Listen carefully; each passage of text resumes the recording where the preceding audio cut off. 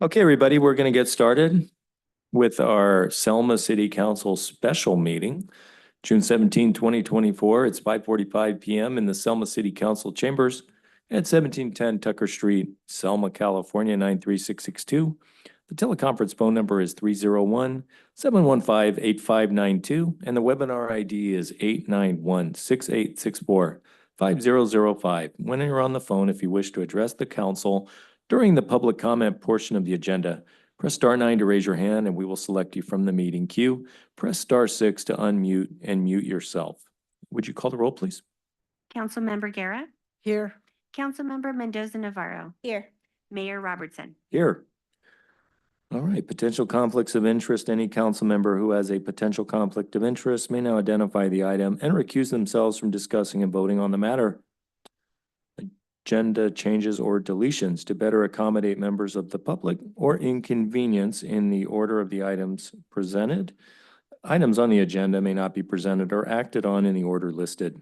Additions to the agenda may be added only pursuant to California Government Code Section 54954.2B. Oral communications. At this time, any member of the public may address the city council regarding any item on the special meeting agenda over which the council has jurisdiction. No action or discussion will be taken on any item not on the agenda. Issues raised will be referred to the city manager for review. Members of the public are asked to limit their remarks to 3 minutes and direct their comments towards the city council. Does anyone have anything they would like to say about the special meeting at this time? Okay, with that, we are going to, oh, yes, sir, come on up. Okay.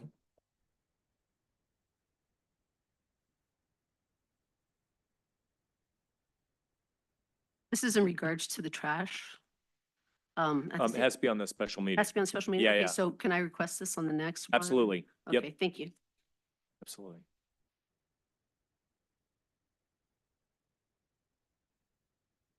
Come on up. Good evening. Santiago Segura, 2209 Thompson. I was going to say some stuff that's not on the agenda, but due to it's not, so I can wait till the next one. But one of the things that I wanted to say is there's a lot of stuff that's been going on that has been negatively affecting our citizens. So we, the citizens of Selma. Is this about the labor negotiators and the Selma Firefighters Association? It could be. Okay. But we're at the point that change needs to happen. So with that, I'm declaring that I'm running for District 4. So I'll see you guys in November, whoever's still here. Thank you. Thank you. That wasn't necessarily on the special meeting. But last time Mr. Franco was able to do it, it had nothing to do with the meeting either. So. Okay, anybody else have any comments on the special meeting? With that, we are going to recess into closed session for a conference with labor negotiators pursuant to Government Code Section 54957.6, agency designated representatives, Administrative Services Director Janie Venegas, Employee Organization Selma Firefighters Association, the IAFF Local 3716. And we are going to go in the other room for this closed session. And then when we're done, we'll come back and close this out and start our regular meeting. So give us a few and we'll be right back. Thank you.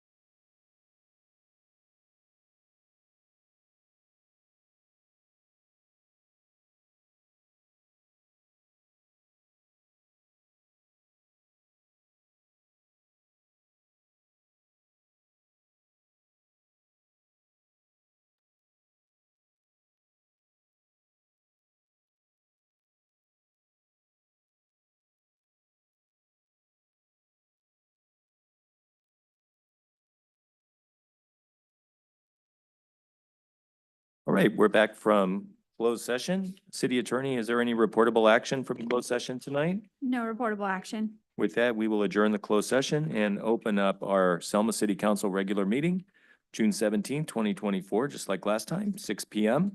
Selma City Council Chambers, that's where we are at 1710 Tucker Street in Selma, California. The teleconference phone number is 301-715-8592. The webinar ID is 891-6864-5005. And when you're on the phone, if you wish to address the council during the public comment portion of the agenda, press star 9 to raise your hand and we'll select you from the meeting queue. Press star 6 to unmute and mute yourself. Tonight's invocation is from Pastor Paul Mesa from the Trinity Life Assembly.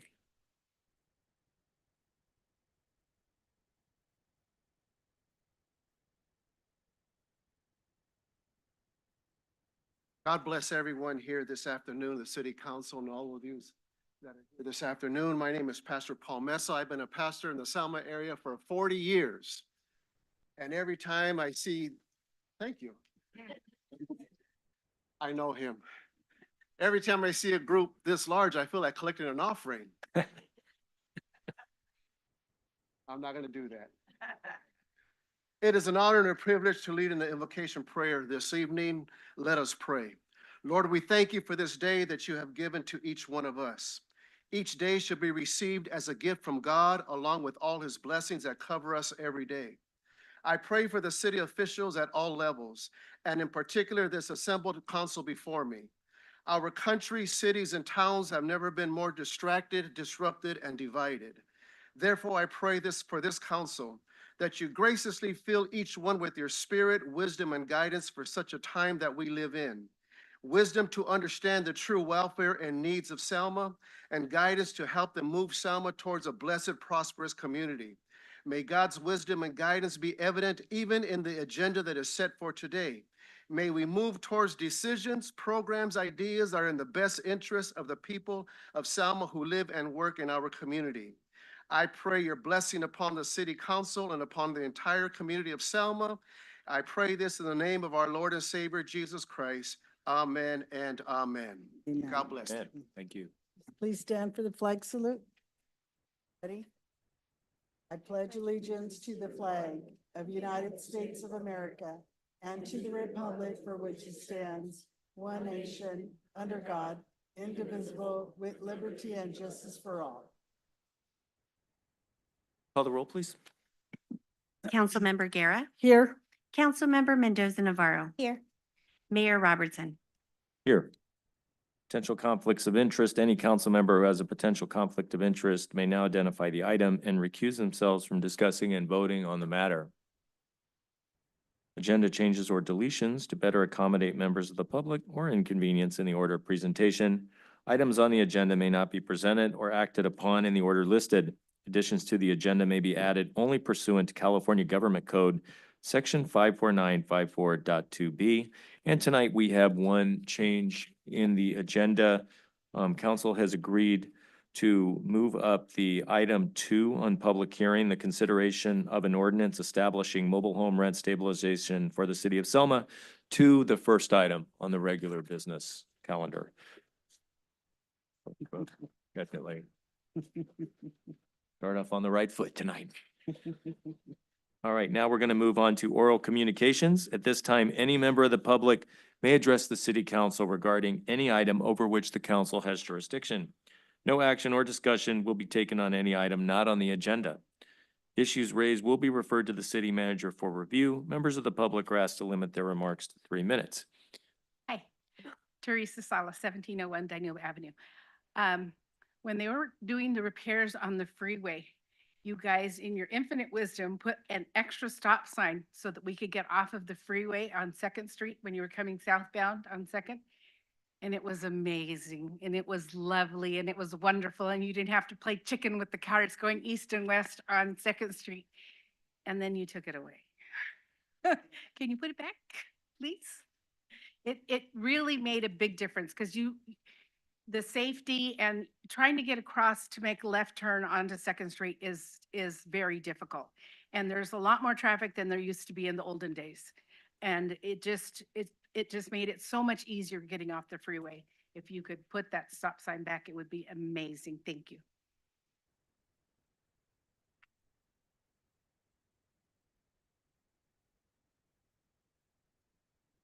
Good evening. My name is Abraham Sagbini. I reside at 1708 Aspen Street for the last 25 years. Honorable Mayor, member of the council, members of the public. A couple of things that I would like to do and to say, please, as a resident of Selma, I have the following concerns with the Agenda 1 under regular business from June 3rd, 24 item settlement agreement with the city manager. Before I begin, please, I understand that I'm not an attorney, I'm not a government official. I don't know much about these things, but when something doesn't make sense, we just try to raise an issue to see if there's something could be done about it. I'm not here to take sides. I'm not here to judge anybody. I'm just here to address an item that did not make sense to a lot of people. And we would appreciate an explanation if you can at the end. First, there's no settlement agreement enclosed and therefore does not provide a complete disclosure and transparent opportunity for the council to make a fully informed decision, as well as providing this information to the general public, since it is taxpayers' fund paying $350,000 to the city manager.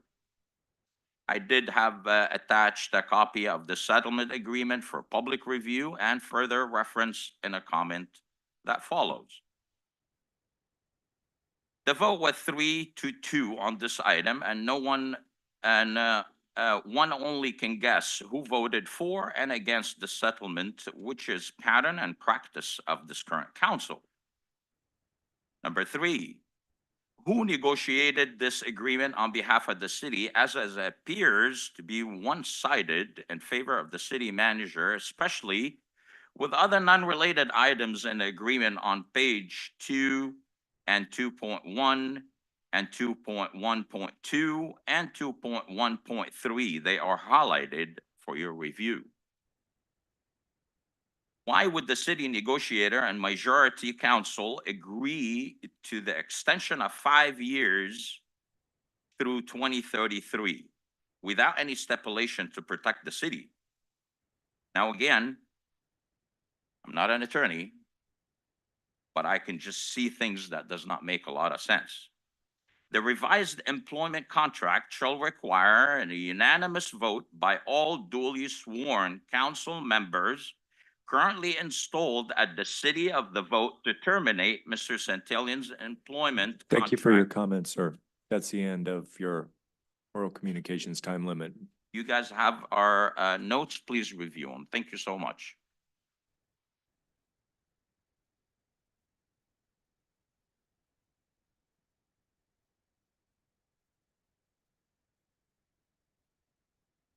Jim Avilo, 1701 Dinuba.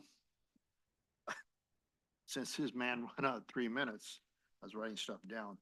The question he brought a good point up. When it comes to taxpayers' money, guys, we have to kind of look at it. And this amount with the contract agreement of settlement, discrimination, all that, it's a huge amount. And it normally, being on government of this magnitude, usually turn into the insurance company. The reason why, that's why cities have insurance, to cover the losses and stuff like this. And this is to me, that's the way to go logically, and also for the taxpayers in our community. That's why that's why the city pays insurance for the coverage protection. And number 2, on the contract, to get rid of the city manager, it takes a 5-0 vote. Is that a new policy now? If you're going to hire, if that person leaves, are you going to have a policy to hire a 5-0 vote for hiring as well? That's another question. I'm going to throw it out to the council. I was hoping the rest of the council would be here, but it happens. And as far as the contract on the settled agreement, I was looking at, and as far as the contract with the city, as far as any settlements, normally logical, that's separate. Wages, the settlements are separate. They can be combined. That's another concern I have, for the taxpayers in the city of Selma. I, you know, it's, to me, honestly, for the citizens of Selma, taxpayers in this community, this item, particular item, I'm not gonna say, like he said, we're not gonna choose sides. I believe the insurance company should handle this because they have their own professional investigators, or go to the courts. There's two items, either insurance or courts. And that's what I might strongly believe in those issues. And, I'm just here as a citizen, trying to assure the taxpayers bang for their buck. All right? And also, at the same time, the city manager, I should say, the city attorney up there is up there to represent the city and protect the city at all cost. When I see situations like this, I'm asking myself, where was the city attorney on this issue? Was it a protecting the city, or who made this agreement? How was it derived? I think the public should know about this issue. That's the case. And that's all I gotta say. Thank you.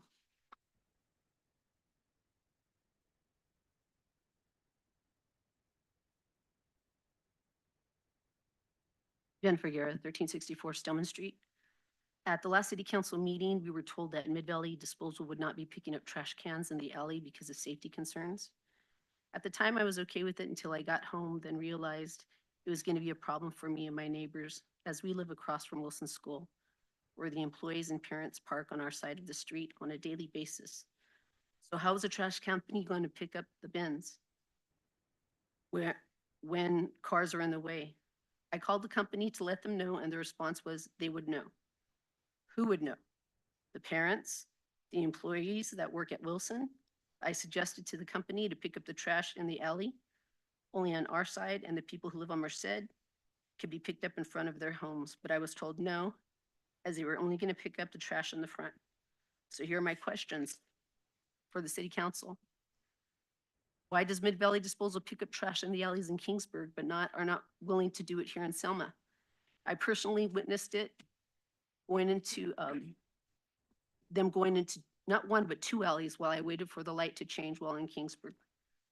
Secondly, I have a sister who has a liver disease and back problems, cannot get out of bed sometimes because of it.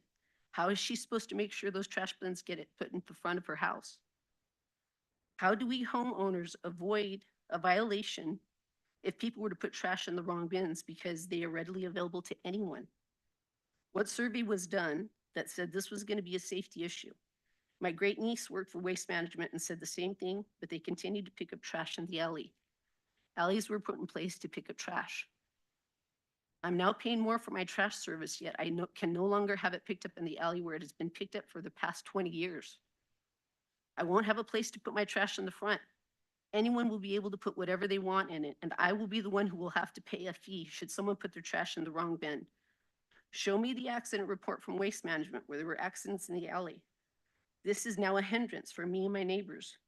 If Kingsburg's residents are allowed to have their trash picked up in their alley, so should Selma. When you go with a company, you have to think about all the citizens of Selma. Why create more problems when there weren't any in the first place? Thank you.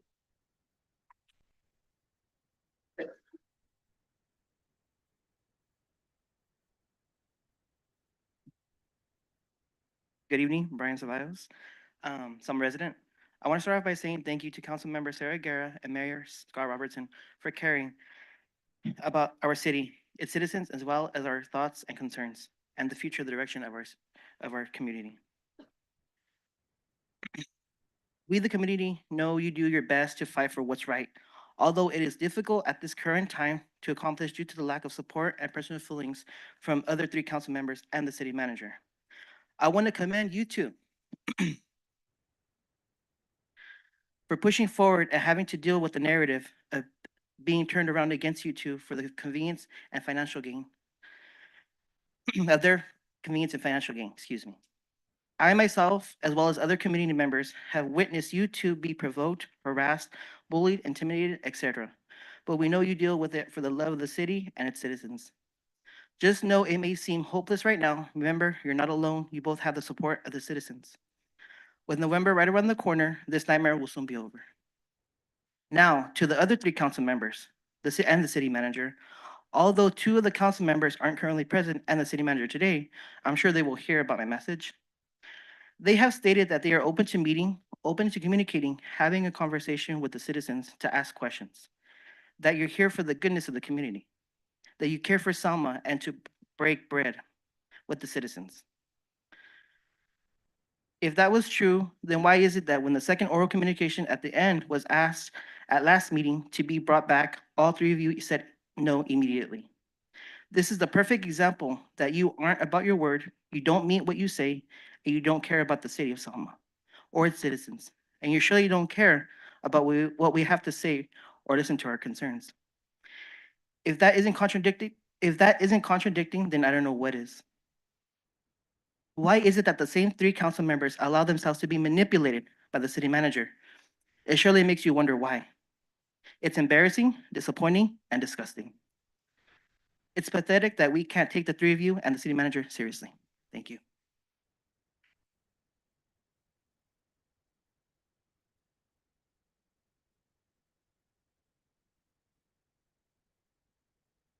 Santiago Segura, 2209 Thompson. First of all, I'd like to greet everybody. Welcome. Nobody ever says, I don't know, is it against the rules for you guys to say hello? Citizens, good evening. Come on, guys. Really? The second thing I want to say, some of us citizens are still waiting for that public apology for the young man that just spoke when he was chastised by one of your council members. I mean, come on. That's a violation of the civil rights to be able to come out here and speak, and I've been asking for this every time there's a meeting, but it's like it falls on deaf ears.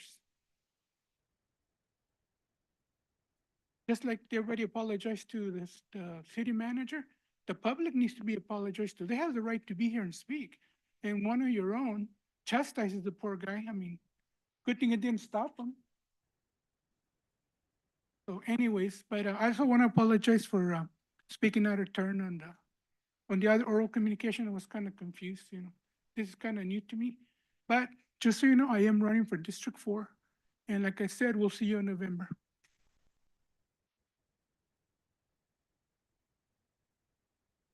Anybody else with oral communications at this time? We have anybody online or on the phone? One up, Mr. Singh. Evening, everyone. Harvey Singh from across the freeway. That's 7425 East Danube in Selma. Couple of things on my mind. First of all, we have this temple that I'm involved in on Highland. I got there today and one of the guys was telling me that apparently we have an issue already with the trash pickup. We normally have 2 trash container and 1 recycle. And apparently, I hope it's maybe more of a language barrier, and I'll apologize for the temple and the employees just in case if I miscommunicate here. They're apparently only giving us 1 for the time being because they didn't know what the rates were or couldn't figure out what the rates were. So somebody, some power to be, get out to the trash people and have them get in touch with me. We need definitely a recycling bin and we need another supplemental trash bin. So we have the same amount of bins as we did when we were with the prior. Second thing, real quick in my 3 minutes. I got 2 minutes, no problem. You can do it. The police chief especially, listen up. I was cited on my property by Dwight Nielsen right there where the auto mall is across the street. I've got that, we used to be a home, but it's an open lot. I brought that up last time about rezoning. Anyway, I've got like an 18 wide inch and about 20 inch, I didn't measure, but approximate gauge of a little bit of graffiti. They cited me because I have some graffiti. I know I have graffiti, but it's not the end of the world. There are much more prevailing issues in the city with homeless and other trash than Harvey Singh's graffiti. That cost me $100 today to the city here $100 less for me to spend on some re-campaign, some donations on police or any other matter.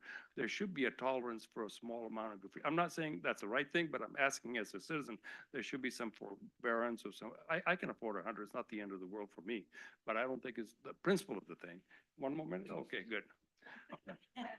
Third item is, who was the mastermind for this, front out here?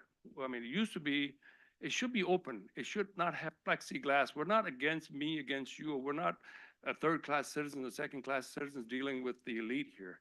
Well, they should be able to walk up. They should feel friendly. They should be accommodated. I try to do some business, good staff, but it was like passing money through a slot or passing paper through a slot. And I don't think the plexiglass or anything was necessary. We're not living in COVID, thank God, and we don't have COVID issues right now. You should have an open, have the area, have it open. In the old days, my pal here, Rena, I used to come and socialize with her without any barriers. And same thing with David Lewis. And all of a sudden now, this plexiglass is up, the door is like Fort Knox here in order to go to the chamber. What the heck's going on? We should have a friendly, cordial environment. Anybody can come to, there's not Wells Fargo. Nobody's going to steal anything. There's nothing left to steal. So, oh, I got 14 seconds. Yeah, okay, those are my concerns. Not the end of the world. The rest I will participate with the rest of my fellow citizens. Thank you. Mr. Singh. Made it. 3 seconds to spare. Anybody else?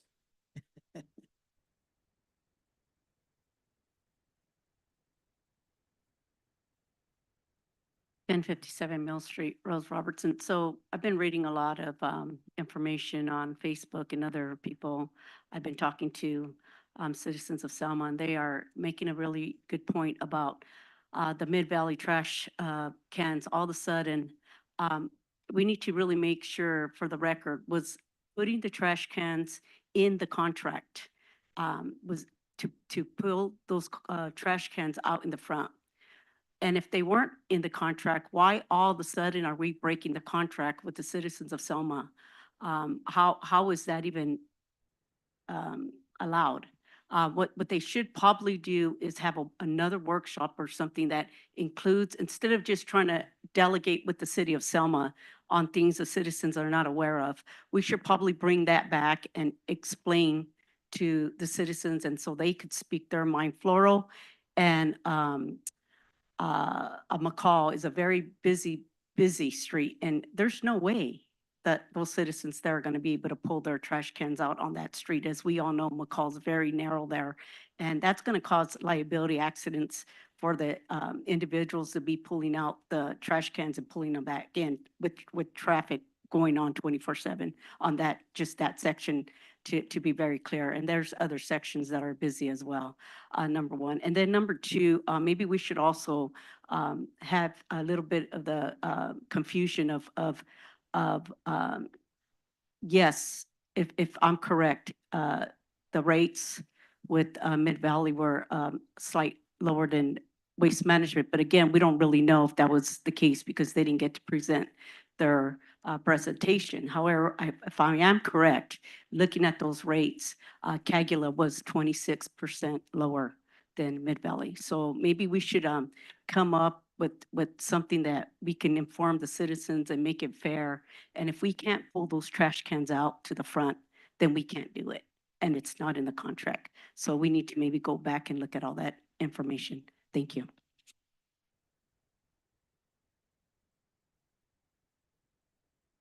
Anyone else? Anybody online on the phone?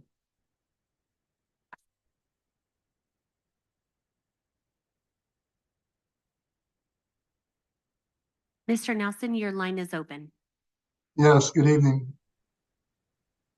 Is it possible during the public hearings to speak, or is it now you speak or you don't speak at all? Go for it, Mr. Nelson, you're on.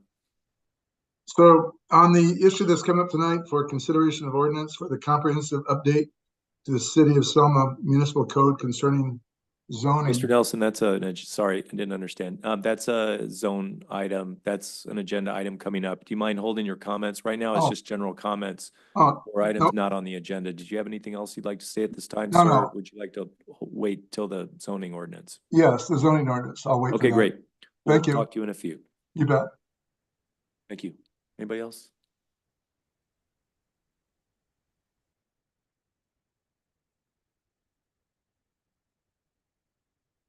As a reminder to the callers online, please use your raise your hand feature and we will add you to the meeting queue. For the caller calling in on their phone, please use *9 to raise your virtual hand. Mayor Robertson, at this time, I see no hands raised. Thank you. With that, we will move on from oral communications.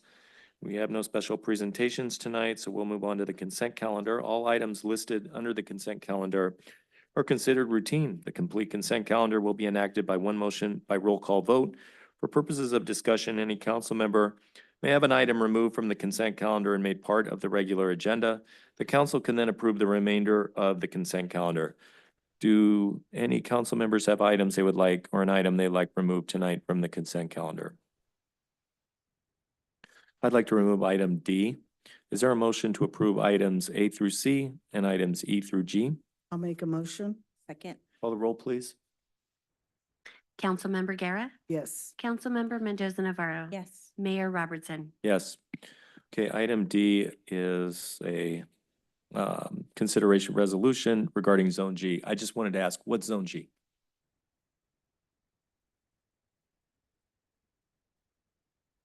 Fresno County is the local EMS authority.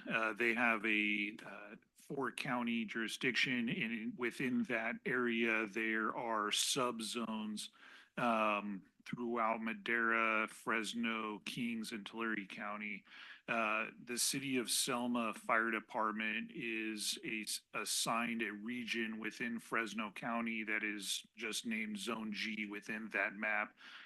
The geographical area that is served by that is the same area that Selma Fire Department has been serving since the, I believe, late 60s, to my knowledge.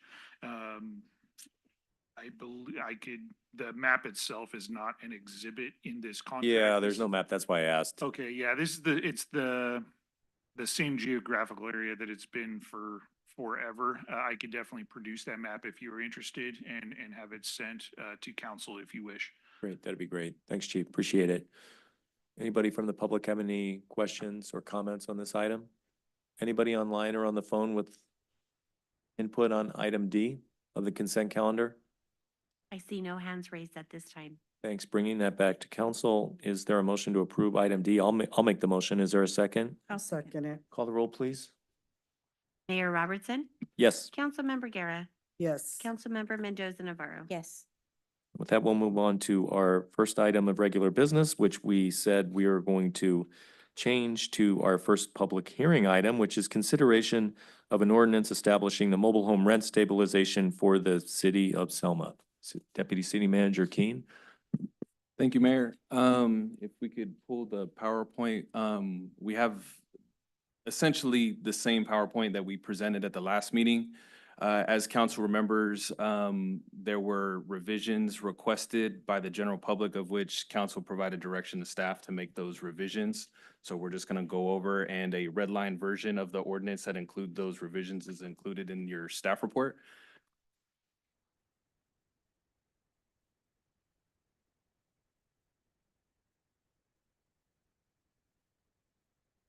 Right, so as we discussed previously, this was an item that was brought up in December 2023.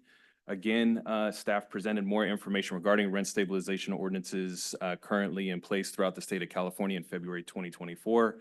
At that time, council provided direction to staff to develop a rent stabilization ordinance for mobile home parks in the city of Selma. The first reading of that ordinance was at the last regular council meeting on June 3rd, at which time staff presented a draft ordinance, and council took public comment, and the general public provided feedback on the proposed ordinance, as well as provided suggested revisions, of which council provided direction to staff to make said revisions. Next slide, please.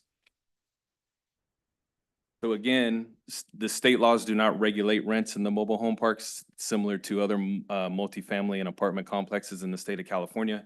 Mobile home park residents have unique issues that they own the mobile home, but not the land. They rent the land from the mobile home park owner.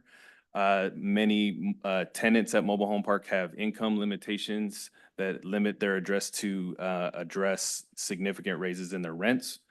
and relocation of their mobile home to another mobile home park is sometimes cost prohibitive and may cause damage to their investment, as well as they're kind of subject to the limitation of mobile home park spaces throughout the state of California. Next slide, please. So again, staff researched local and statewide ordinances and kind of compared what has been done regionally as well as statewide. And staff met with resident and park owner stakeholders to understand the unique issues that each side encounters in this unique setup that they have at a mobile home park. And then staff reviewed the information provided, consulted with the city attorney, and presented those draft regulations at the last public meeting, of which again, comments and feedback were provided. So under the draft ordinance, which is, on the agenda for adoption tonight at the second reading with the revisions provided, rent in the rent stabilization ordinance has two basic components. There's base rent, which are operating expenses such as their admin and staff salaries. However, we want to make it clear that includes general maintenance of the facilities. So general upkeep of the mobile home park is included in base rent. In addition, there was a recommended revision based on feedback provided by the public that council directed staff to include the definition of capital expense rather than capital replacement or capital improvement. The term capital expense does include improvements and replacements, but they're combined and they're included in base rent. Space rent as a whole is the combination of base rent and other charges that are somewhat beyond the control. Oh, actually, let me go back. Capital expenses are still subject to the 50% approval of the residents. If the residents protest and it's 50% of the residents protest, that improvement is not able to be added to their rent. If I could just interrupt you for just a quick Absolutely. sec, Deputy City Manager. In terms of the capital expenses, it looks like they're amortized with using straight line depreciation. Does that mean that's how they're charged in rent? Say it's, $100 for the improvement and it's a 10-year ammo schedule. So $10 a year would be added to the rent, or how would that work? How would actually the capital expenses be charged to the So- rent? And as the mayor points out, those expenses need to be amortized and they need to show when they're going to drop off the bill. So they need to be shown to the residents how they're being itemized, how many payments are remaining, and what the cost is to the residents for that improvement in order for them to make an informed decision of whether or not the benefit of it being included in their rent is worth them paying that cost, because those type of improvements do enhance the value of the property, not necessarily the mobile home that is owned by the resident, right? So similar to, the city going through the Proposition 218 process where we go and we show what the residents are getting with a tax increase or an assessment increase. If we have a loan or something like that, it's a 30-year loan. For instance, the SKF rates have the loan for the McCall line that will drop off and the rates will actually come down when that bond debt comes off, right? So when a mobile home park owner proposes a capital expense, they need to show it's a 5-year payment at this amount, this many residents, here's the cost, here's when it drops off your bill. And it's itemized for the review monthly by the residents. Okay, and then, so it could be pretty creative.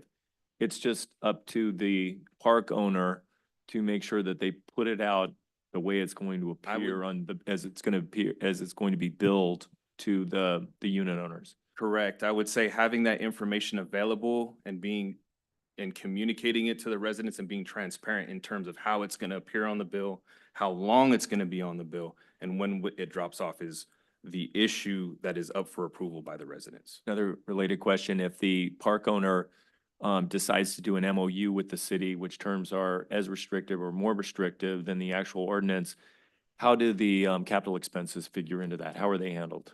I mean, that would be a party to the agreement that can be negotiated. I would assume that if it needs to be more restrictive or as restrictive, that would still be part of an MOU that the city would need to sign on to. And the MOU would automatically include a vote by the tenants on those capital expenses, even if there's a memorandum of understanding that overrides the ordinance or is separate from the ordinance. that's still, there still would be a vote on capital expenses or a rent increase by the tenants. Is I that correct? believe the way, and the city attorney can correct me if I'm wrong, the way the ordinance is currently crafted, the regulations of an MOU entered into by a park owner and the city would need to be as restrictive or more restrictive. So that you would still require similar regulations that are in the current ordinance or be more restrictive. So more restrictive would be a higher percentage of approval perhaps for maybe differing terms in an MOU. So at a minimum, it would be 50% plus one approval of capital expense. I guess my point is you couldn't bypass the vote part. Correct. Okay. For capital expenses or For rent capital expenses increases. specifically, which is the way the ordinance is crafted to specifically address capital expenses that enhance the value of the property. Got it. Thank you. So again, backing up, space rent is comprised of both base rent, which are the items that we talked about, operating expenses, general maintenance, and then any capital expenses that are subject to the approval of the tenants. And then additional charges such as utility charges, taxes, special bond assessments, what have you, that are out of the control of the mobile home park owner. So we understand that there may be rising costs that are outside of their control. However, the formulas for base rent are the parts of the rent that are restricted. If trash rates, water rates, PG&E rates, gas rates, taxes increase, those are not subject to the increase limitations identified in the ordinance. Next slide, please. So base rent is, as we stated, the only portion of the cumulative space rent that is subject to the increased limitations.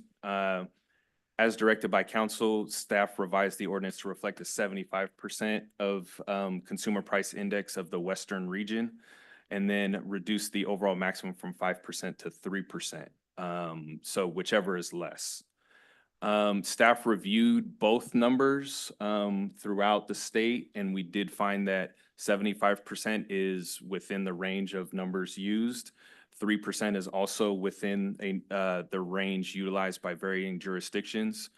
We also compared these rates compared to the income levels of, the city at large, as well as the more senior population, which is what we have. We have 2 or 3 mobile home parks that are age restricted. And what we found was the percentages sometimes mirrored what council's direction is that the lower percentages reflected lower incomes of the senior level age group, right? So we just wanted to make sure we reviewed those and provided clear support that we weren't an outlier with those recommendations. On top of that, the noticing requirements, again, the rent can only be increased once per year. What staff did, instead of going to 120 days and 60 days, we still provided a 60-day window for residents to review and determine whether or not they want to file a protest by increasing the written notice required of the park owners to 100 days. And then for the mobile home park tenants, they have to get it to the city 40 days before it enacts. So that still gives them that 60-day window, which was requested by council. We just didn't want to spread it out too far so that the information that's provided may go out of style during those period of time. So we wanted to keep it at a rather not compressed schedule, but a reasonable schedule to ensure that the numbers were still current numbers when they're all presented. Next slide, please. Oh, I'm sorry. If you go back, Raina, I'm sorry. And then again, same day every year for the increases. Next slide, please. So again, space rent increases for capital improvement projects, which I believe we just covered. We refer to them now as capital expenses. They include replacement and improvements, and they still require 60-day notice to the tenants and must be itemized on their bill before collection. It can include cost of materials, labor, construction, interest on a loan, permit fees, what have you, but they need to provide that information to the residents for review, as well as the total amount, if there's any increase in costs, like as part of a loan, what have you, so that they can make that determination because it will be itemized on their bill. Again, 50 plus one approval through protest of said proposed increase. And then the expiration date of that assessment must be stated on subsequent billing to the tenants. Next slide, please. As we stated, we increased the petition dates. The park owner needs to provide 100 days instead of 90 days. And then the 40 days for the petition to be submitted by more than 50% of the mobile home park tenants for it to be reviewed by council. We have the standards of review where both the tenants and the owner can submit evidence both orally and informationally to the council for review. And again, council would use the identified standards within the ordinance as a matter of how they would review said petition and substantive evidence from the park owner. And then that decision is final. As we discussed at the last meeting, the only way to challenge that decision would be to file some sort of challenge in court. Next slide, So the please. tenants get 60 days. They get a little bit longer to file that protest. Correct. I think we had it at 30 days before. I think it was 90, like that. 90, 60. Yeah. Yeah. Okay. And that's staff's presentation. As we stated, we included all the recommended revisions recommended by council. And we reviewed that information to ensure it was in line with standards of practice throughout the state. Great. Okay, this is a public hearing. Before we open the matter to the public, does anybody on council have any questions? Before we do open the matter, I have a question for the deputy city manager. The capital replacement on page 85 means substitution, replacement, reconstruction of a piece of equipment, machinery, streets, sidewalks, utility lines, landscaping structures, or part thereof, value of $10,000 or more, which materially benefits and adds value to the mobile home park. Why was that stricken? Why was that taken out? That's page 85 in the middle. Right, and that capital replacement, the definition and capital replacement costs were, and you can also see capital improvements. Both of those items were part of the direction provided by council to revise those two items into the definition recommended by the public at the last meeting to capital expenses. So both capital replacements and capital improvements are included within the definition of capital expenses. If the change was made to reinstate the $10,000 threshold for a capital replacement, how would that affect the ordinance itself? Would that mean that the landlord couldn't call small repairs, sort of nickel and dime the repairs for capital replacement and add those? Or what kind of effect would that have? Generally speaking, Where would those repairs under 10,000 go? right, those would be included in general maintenance. So most items, if you have a budget, staff provides these things. We've seen it recently in the budgets provided by SKF.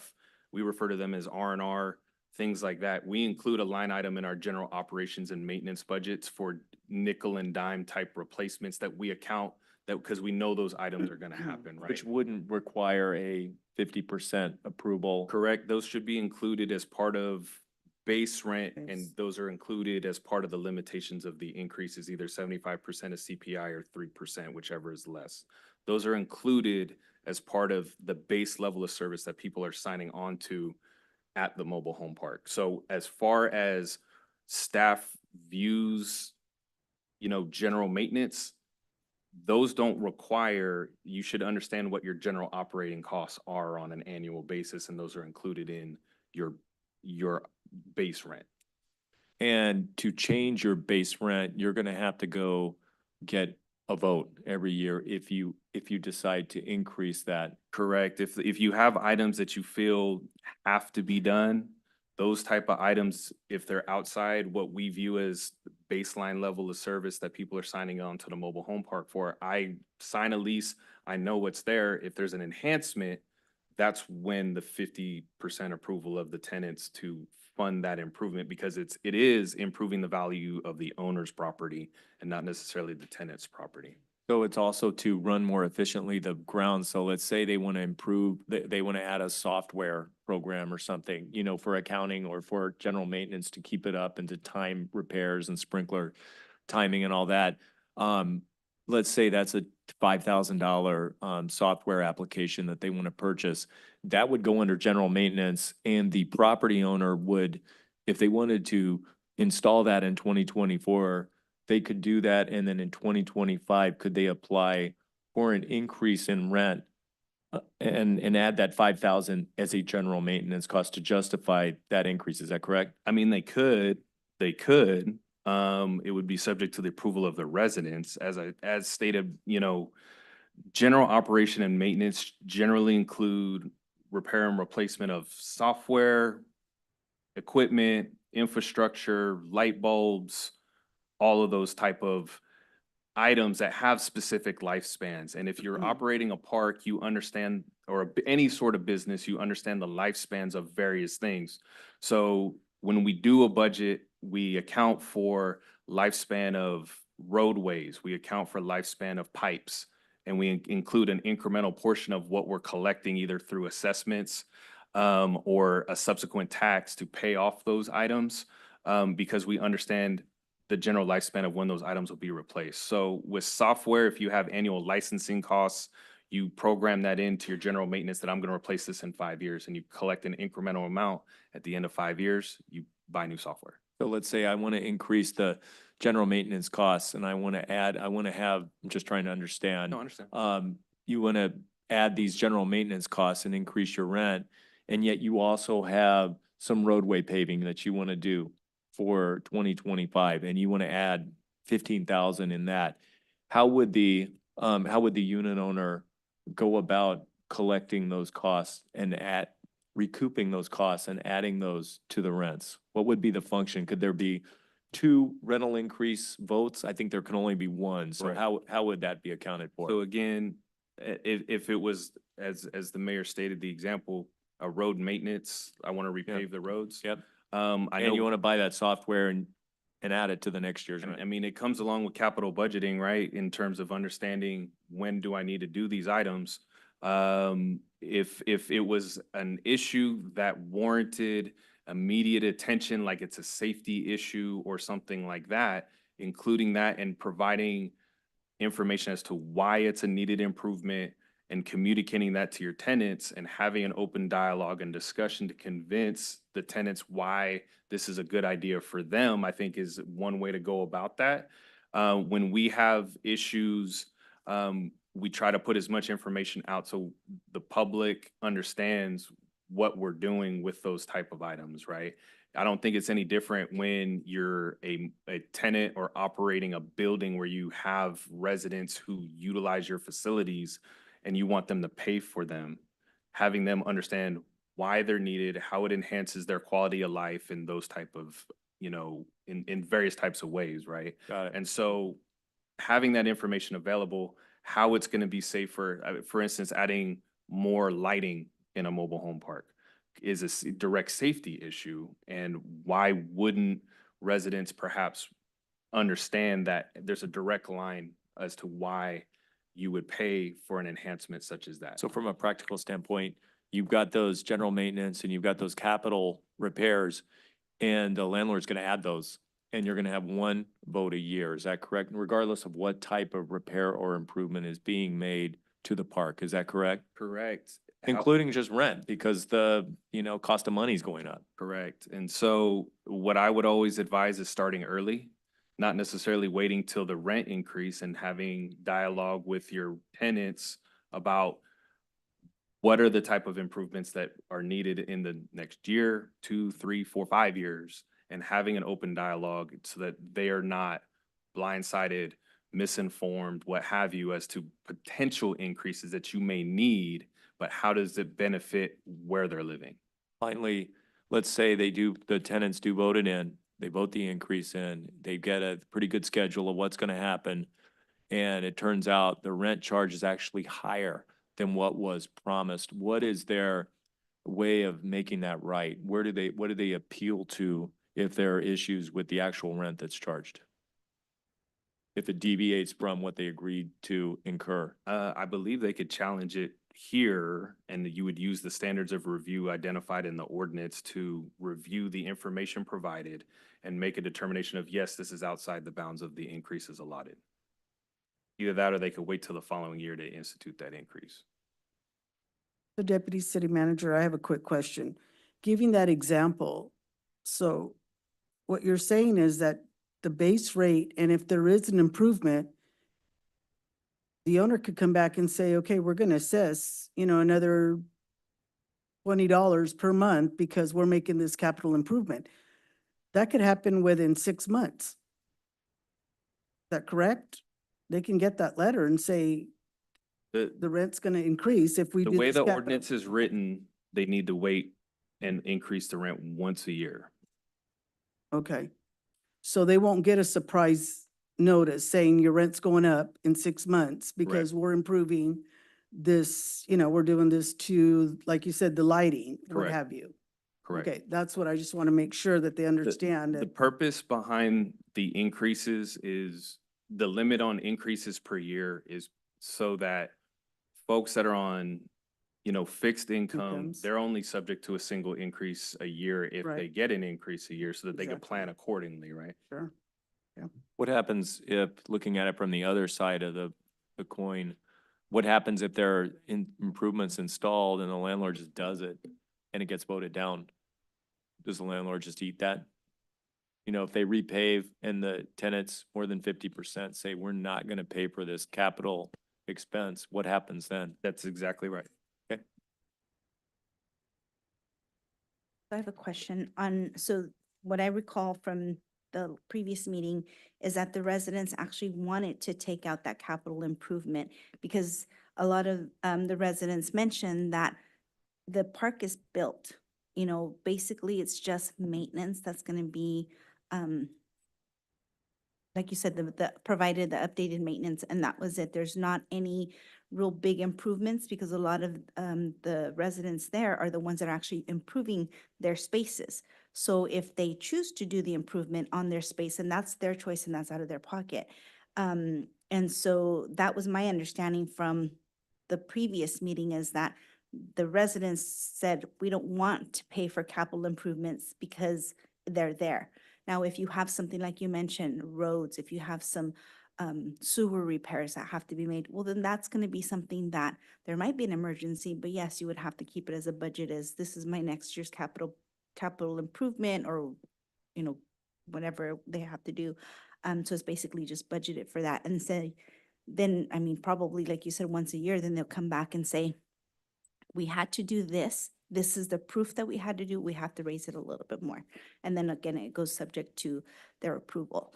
And I think the backup would be that flyer that I gave you. So that would probably be their recourse, right? Correct. And I thank you for bringing that up. As stated at the last meeting, there is a mobile home residency law protection program.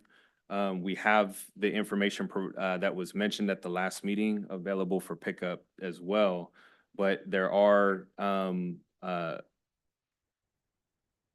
resources for residents to call, dial up at the state level when they feel that there's items that are misrepresented on their on their rental bills and things like that. We just want to make sure that that information was available. Gotcha, and that's always important, but we all know that the state's in deficit, $22 billion this year, so don't know how many hotlines will be staffed real well this year. So always good to have that local presence too.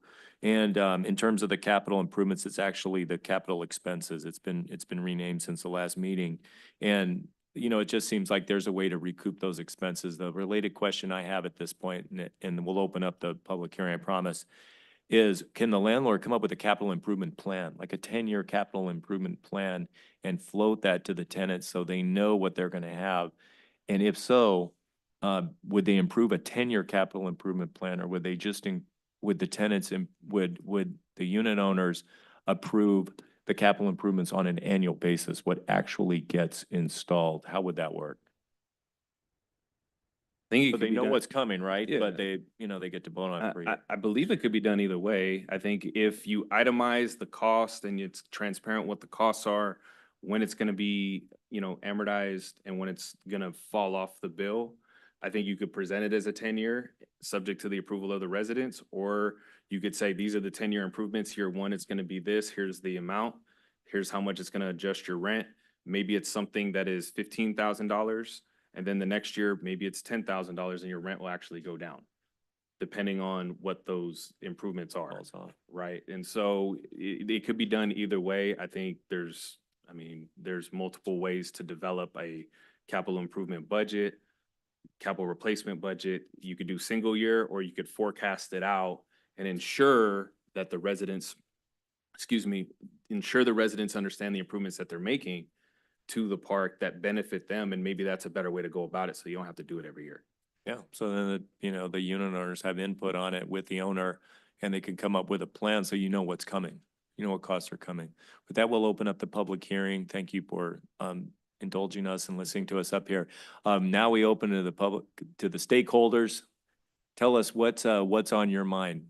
Would you, anybody have any input at this time?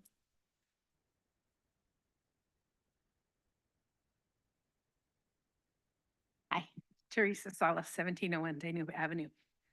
First of all, I would really like to thank council and staff for hearing us when we first brought this to you and taking action so quickly on something that was that is very, very important to us. And we really appreciate all the work that's gone into it, especially from Deputy City Manager Keen. He has worked very closely with us and heard our concerns. And we are very much supportive of this second reading and approval of the ordinance. As you can see, there's a lot of residents here again because we are very interested in knowing that this thing is going to pass for us. We do have little tiny little things that we would like to iron out maybe in the future. It's not anything that's going to make a big change in the ordinance at this point, but just little things like amenities. We have some amenities and those are included in part of our base rent. But what happens if those amenities go away? Right now we have a swimming pool. What happens if the swimming pool gets filled in? We have no more pool. Is there going to be an adjustment made to our rent because we no longer have that amenity? Things like that. They're more minor things that we would hopefully be able to bring back to council at a later date if we find that is something that's of a concern to us. But so far, the changes that were suggested by council at the last meeting and by the public that you've worked into the ordinance for us we are very much in agreement with those things, and we thank you very much for hearing us.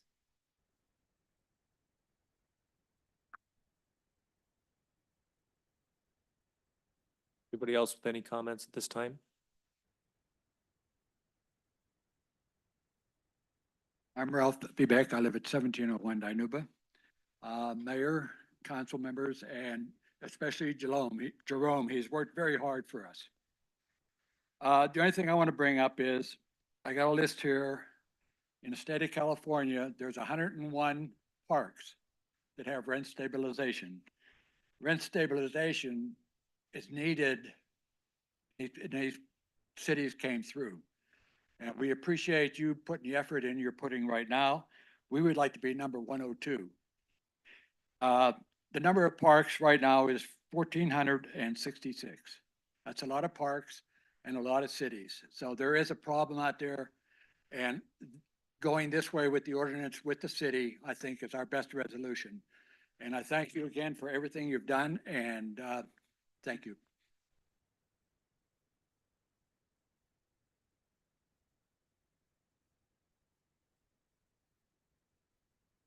Come on up. Park. Okay, the thing that I'm concerned about, okay, there's a 75% and then there's a 3%, right? So when he raises the rent for next year, if it's lower than the whatever they go by, CPR, okay, thank you, Betty. Whatever it is, you guys If know. it's too high, you need CPR. Yeah, so if it goes to 3% is the less than the 75, and then this yo-yo that that owns the park. Let's not do that. Just let's keep it. He knows I tease him all the time. I'm sorry. Okay with it, I'm All right. sorry. Anyway, going. so after that gets up to 3%, to say that year, and then he decides to fix something, then the following year goes up for a little bit more plus the 3%? They're two, yeah, they're different kinds of increases. One's just the rent increase and one is the capital expense increase for the base rent. So you gotta tell the difference between the two. One's just rent, subject to the CPI, that, Increase. 75% of the consumer price index or the, wait. Yeah, 75% and then, or the 3%, whichever is less. That's Right? less, okay, so. And then you got your capital, you got your other repairs, right? He And then can- he can- that's subject to a vote. Okay, so on top of this, say if it's 3%, then if he does it something else, it could go up to 4%. No, but it would go up to 3% plus whatever we have to pay out of our pocket, right? No? No, you gotta vote on it. You have final approval on what he's putting forward and what you approve. Okay. It's a vote. So if we say we don't want him to do the road, then that's okay. He can still do it, but you're not gonna pay for it. Okay, I got you. Okay. Anybody else?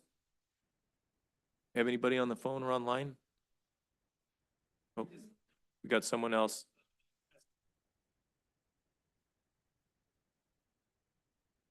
First of all, I've got no X to grind in this matter. I live out in the country. I've got my own home, so thank God for that. I'm neither against or for, but I'm probably more in sentiment with my fellow senior citizens, let me put it that way. I just got a question, Jerome. If Mr. McKinney, if he expends 100,000, I'm just putting it out there, so I need, because you guys were asking for the same on the capital expense. If the owner puts out 100,000 for solar, let's follow this track. That's a capital improvement. It's a massive capital improvement. Hopefully it'll help the renters by providing them electricity at a cheaper cost. I hope that's the intent of it. Maybe, okay, but one second, yeah. If he puts out an expense like that, but he's getting a credit from the government, the feds, he's getting a credit from the state. For this example, let's just use easy numbers. He's gotten 50% back to him already. So all that's left to expense, technically on that 100,000 should be 50,000, right?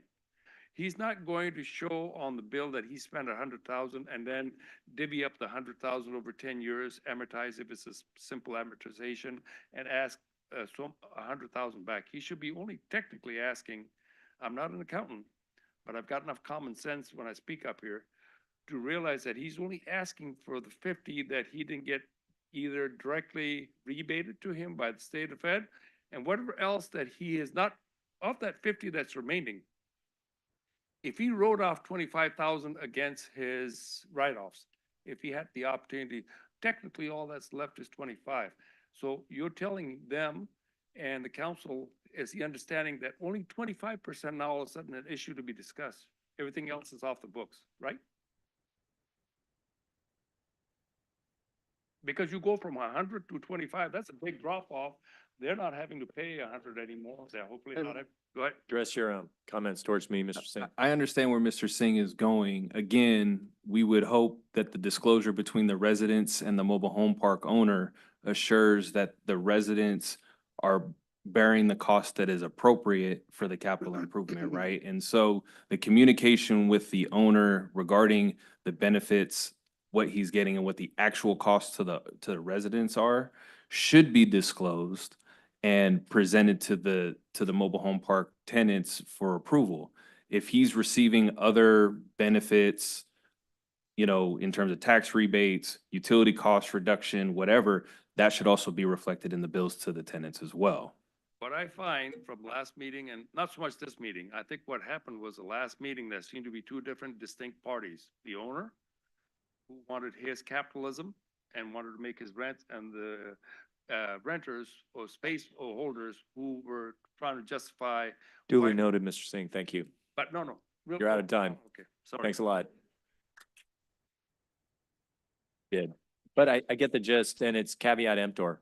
You know, these are smart people, but the gist is, they've got to know too. They've got to do their research too, because there are also tax breaks, right? Expenses, cost of goods sold, you get tax breaks from that.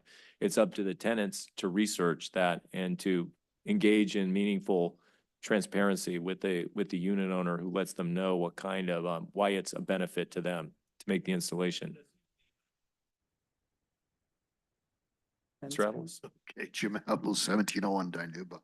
Okay, I noticed you took out the 10,000 capital improvement. I was just wondering if you guys can put it back in. Put it back in. Back in. Since you took it out, I'm a little concerned in that area.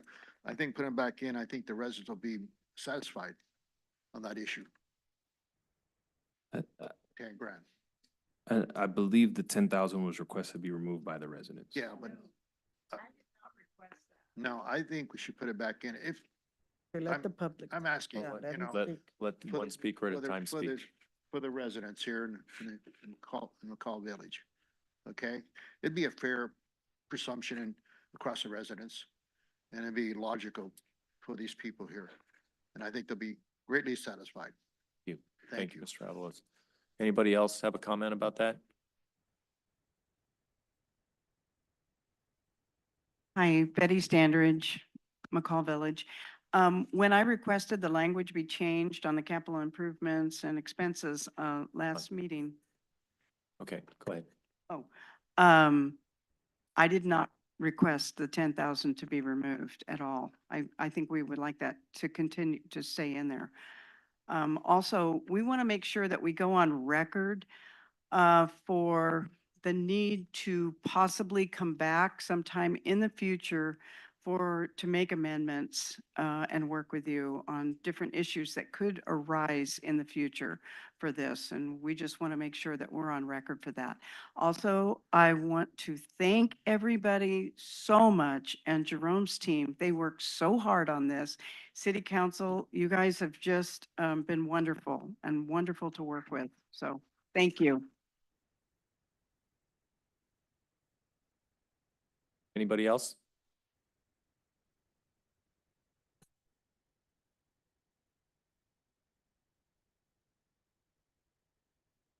Hi, I'm Yvonne Vbeck. I'm from McCall Village also. What we've been reading, studying, going through our books, and we have discovered that the park has been figuring our rent increases on what we pay right now as a total bill, which is our base rent. And he's been tacking on our utilities on top of that and raising our rent on top of that. He's only supposed to be raising it off of base rent. That's a lot of extra money park is taking in. No. You still have 2 minutes. Okay, thank you for your input. Did anybody want to have a rebuttal to that? Anybody have a response to that? Okay. Anybody have anything they would like to say? Come on up, sir.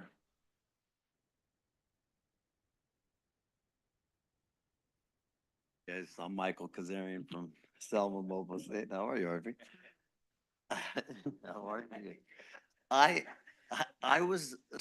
Jerome allowed me to read over I believe it was the last revision prior to this meeting before this.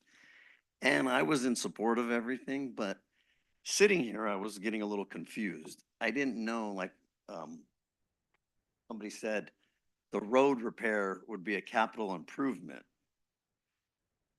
I was always under the impression that that's a repair. So I just want to make sure that, I'm all for the stabilization, but I don't want to have this overwhelming ordinance that,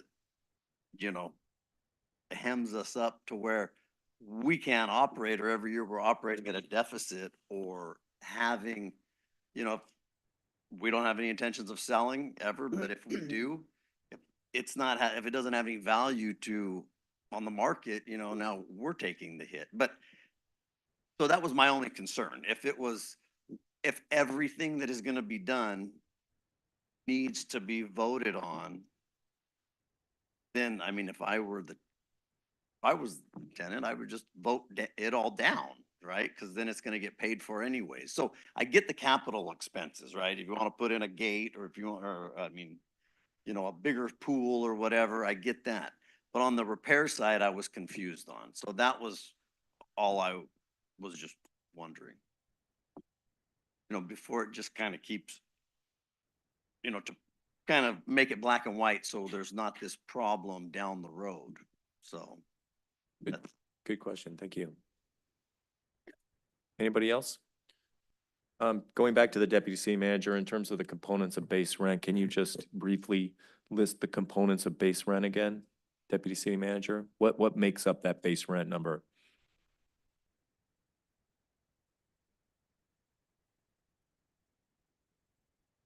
Everything.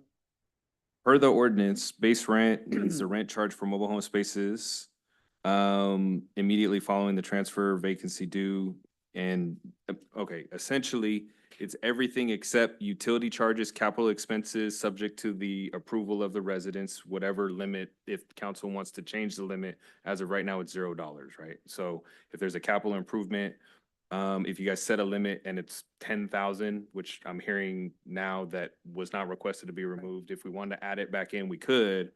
So capital expenses up to a certain amount, charges for water, refuse, sewer, any amount paid for the occupancy of the mobile home, costs for laundry, storage charges, other taxes, what have you.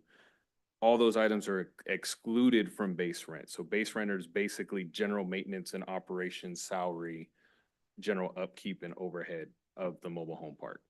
Plus profit. Overhead, sure, Okay. yeah, profit. So Got it. And everything above that you didn't mention is subject to, excluded and excluded subject from to a base vote rent. by the, by Correct. the tenants. So from what I'm hearing, I think Mr. Kazarian makes a good point. However, at the same time, I think there's the consideration of residents understand benefits that benefit them as well. Right. And certain improvements to the park may benefit them. However, staff is here for whatever direction is given to us. So if there's consideration to increase the limit, bring it back in, what have you, we're here to, take direction from council based off the feedback provided, because this is a community input process. Thank you. The public hearing is still open. If anyone has any more input, do we have anybody on the phone or online who would like to say anything, city clerk? Hi, Mr. No. Nelson, your line is You open, already spoke one time. and I see your hand raised. Did you have comments on this item?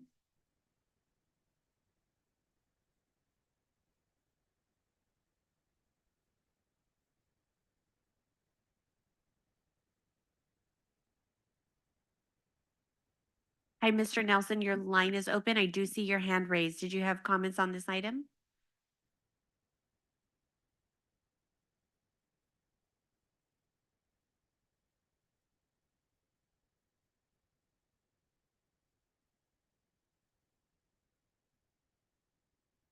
Mr. Nelson, you're muted. You just need to unmute yourself.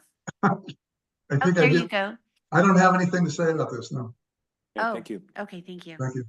Bringing that back, we will close the public hearing and refer the matter to council. Does council have any more discussion at this time before we entertain a motion? I just like to say, great work, Jerome. I mean, this is what they needed, and I'm so pleased that everybody's, could work together to help everyone here, because you guys are very important to us as well. I just want to make sure that everything that is in here is satisfactory to what you guys want. Do we need to revise and add the 10,000 limit for the capital improvement?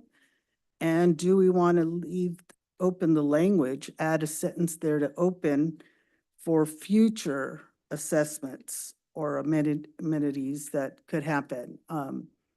What do we need to do if we want to have something opened for them to come back at a future date? I mean, if they need to bring something back. I mean. Is what I'm It hearing. would be same way this initiated, right? Bringing comment and bringing it, I mean, I think everybody understands that any ordinance that's presented can be amended, right? And if there's just cause to amend the ordinance, council can give direction to do so. So as long as there's a mental note of everybody here that this was a discussion and it's brought later, that it's a concern, direction can be given by council to go back and revisit it at a later date. In terms of the amenities or any part of the ordinance that council feels needs to be revisited. And just real quick on, what I remember is we're looking at 3 mobile parks here in the city of Selma. So this ordinance really has to cover all 3 of them, and the other 2 may not have the issues that they have at this park. So it's kind of hard to say this is what we want because it may not affect the other 2. And so it's good to cover, very general, and then allow the residents to make those decisions, at each park with the owner. So, I mean, like as Deputy City Manager mentioned, these can be open at any time. So as far as what I recall was this is what was said and this was what we agreed upon. So I'm good with the way it is, and thank you so much, everyone, for their input, and Jerome and staff for putting this together. If I may, real quick, I do have the notes from the last meeting, and the recommendation or the information provided did include a number of 5,000 with capital expenses. Staff, I believe, had a number of 5,000 previously from another ordinance, which I believe was the city of Clovis.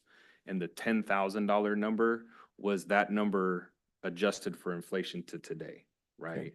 And so if we put in a number, just for the sake of argument, Right. if there was discussion about having a limit on what capital expenses are annually, having a limit, I would recommend adjusting with whatever increases so that that number doesn't get stale, right? Because 10,000 today isn't 10,000 next year. And so what I've seen is a static number becomes less and less over time. But if there was a discussion, I just wanted to clarify because the comments did have a monetary amount in there and it was taken out by staff. Got it. And then, so what would your suggestion be in terms of the accelerator for the minimum amount I would have of it match capital whatever repairs? the annual CPI? increase is to match Or to match the the- increase in rent. So if it's CPI, that's 75%. Whatever the is- increase in rent is, say it's a Right. 3% increase in rent, then the capital improvement limit, the minimum would be 3%. Is that correct? The 10,000, so let's say this year, start of the ordinance is 1,300. 10,000 this year. Let's say, yes, it is 3,000, or not 3,000, 3% is the less of the 2 next year. It'd be 10,000 time plus 3%, right? And so I'm no math whiz, but you multiply it by You are, sir. 1.03, right? And Got it. you get the number for next year. Yep, I think they're all sharper than we are out there. They've got it, they're way ahead of us. Yeah, I mean, it's just so they don't get nickel and dime with these capital, improvement repairs. Okay, so I think we've made a lot of progress. Everybody's made a lot of progress since a few months ago, and you're to be congratulated because you brought this up. So thank you for that. Thank you. Thank you for bringing this to us. And you can do the same thing. If you don't like what happens here, let's give it some time, get through a year, see if that vote works, see how it happens, and then bring it back if it doesn't work out. This is up to you. This is based on your input as citizens and also the residents of the other parks, the other 2 parks in town. So with that, I would make a motion to approve this item with one modification, and that modification is to change capital replacement costs to a minimum of 10,000, adjustable by, minimum of 10,000, right? We're looking at a threshold of 10,000. Well, I think the discussion has been annual capital expenses cannot exceed 10,000. And when they exceed 10,000, that's the issue, that they don't want them to exceed 10,000 a year. If it was a minimum, then there would be no paving of roads that could be covered, as Mr. Kazarian talked about. I think the residents want to ensure that the costs of capital expenses do not inflate at a rate that That's the exceeds maximum 10,000 that per can go year. on there. Okay, so the maximum of the capital replacement cost would be 10,000. Capital expenses, we took out capital improvements and renamed it capital expenses. And the maximum it would be 10,000, but that goes up every year by the same amount that the rent increases, right? Okay, that limit, and that's gonna be subject to that consumer price index. We're all on the same page here? Okay, so I'll make that modified motion to approve this item. And I'll second it. Great, sorry. with that 10,000 Yeah. maximum, with that change every year based on the amount of rent increase agreed to by the tenants and the landlord. Is there a sec? There I is a second it. second. Call the roll, please. Mayor Robertson? Yes. Councilmember Mendoza Navarro? Yes. Councilmember Guerra? Yes. Congratulations, it passed. Number 102. That we will take a brief 5-minute break and come back for our storm drain update after that, which our Public Works Director so graciously allowed to be delayed tonight. Thank you, Mr. Hunt.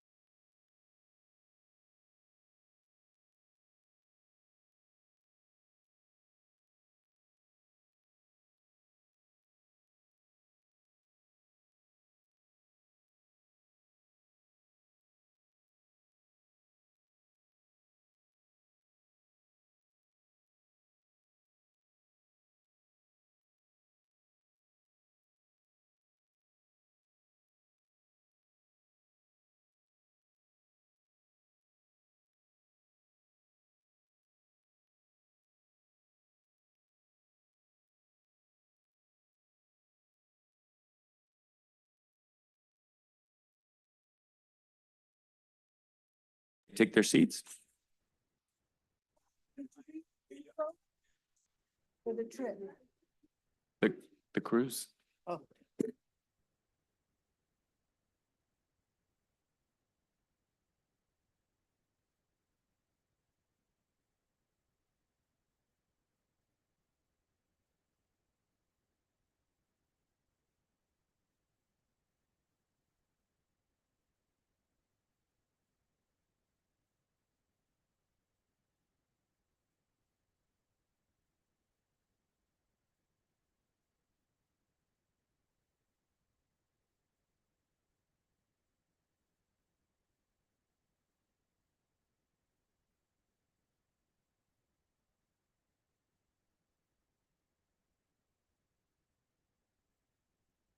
Okay, with that, we're going to go back into session and move back to item 1, which is the Selma storm drain infrastructure update. Director Hahn?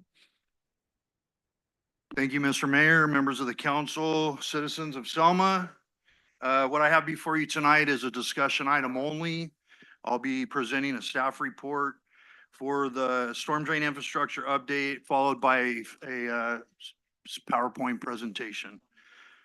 So currently the background on the Selma storm drain, Public Works staff have been cleaning out and validating the existing storm drain infrastructure citywide.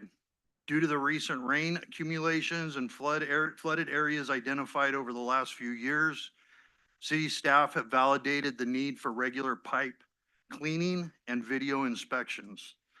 This is a process that needs to be performed on an annual basis to remove obstructions and to identify any compromised areas within our system. This annual process will be part of the storm drain master plan and will require future investment in CCTV equipment and a Vector rotting truck to allow for proper cleaning and annual inspections. City storm drain infrastructure, high-level flyover. In December of 2023, weather events began to plague the Central Valley as storm drain infrastructure throughout the valley was put to the test. As staff began responding to the flooding and overrun of our city infrastructure, it became apparent that the overall integrity of the city system was in need of scheduled repairs in several locations. Some of the items that were notated and identified in the report include, but are not limited to, curb inlets that were missing their concrete bottoms or the floor. They were completely gone. Staff's been using wood under the structures to prevent further settlement.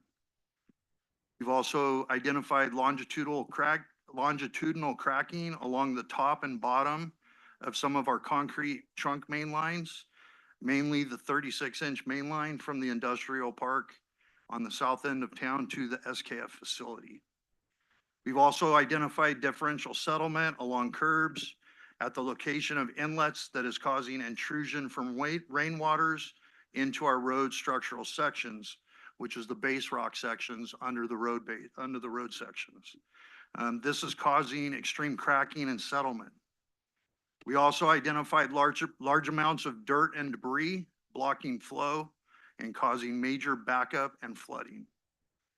Piping systems we found that are not completed and are mismarked in current GIS data that we are updating currently.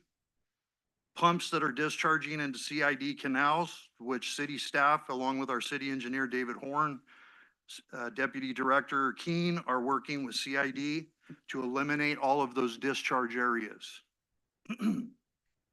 Pumps and probes that are outdated and need to be rebuilt or replaced at basins. I can tell you that we did Schaefer Park, just the probe alone was $7,000 for that pump. These are major cost impacts to work on all of those apparatuses. We have cross intersection bubbler systems that I'm sure all of you have seen around town. Allows the water to flow down the curb into an inlet through a small pipe to the opposite side of the road where it comes back up and continues down the road.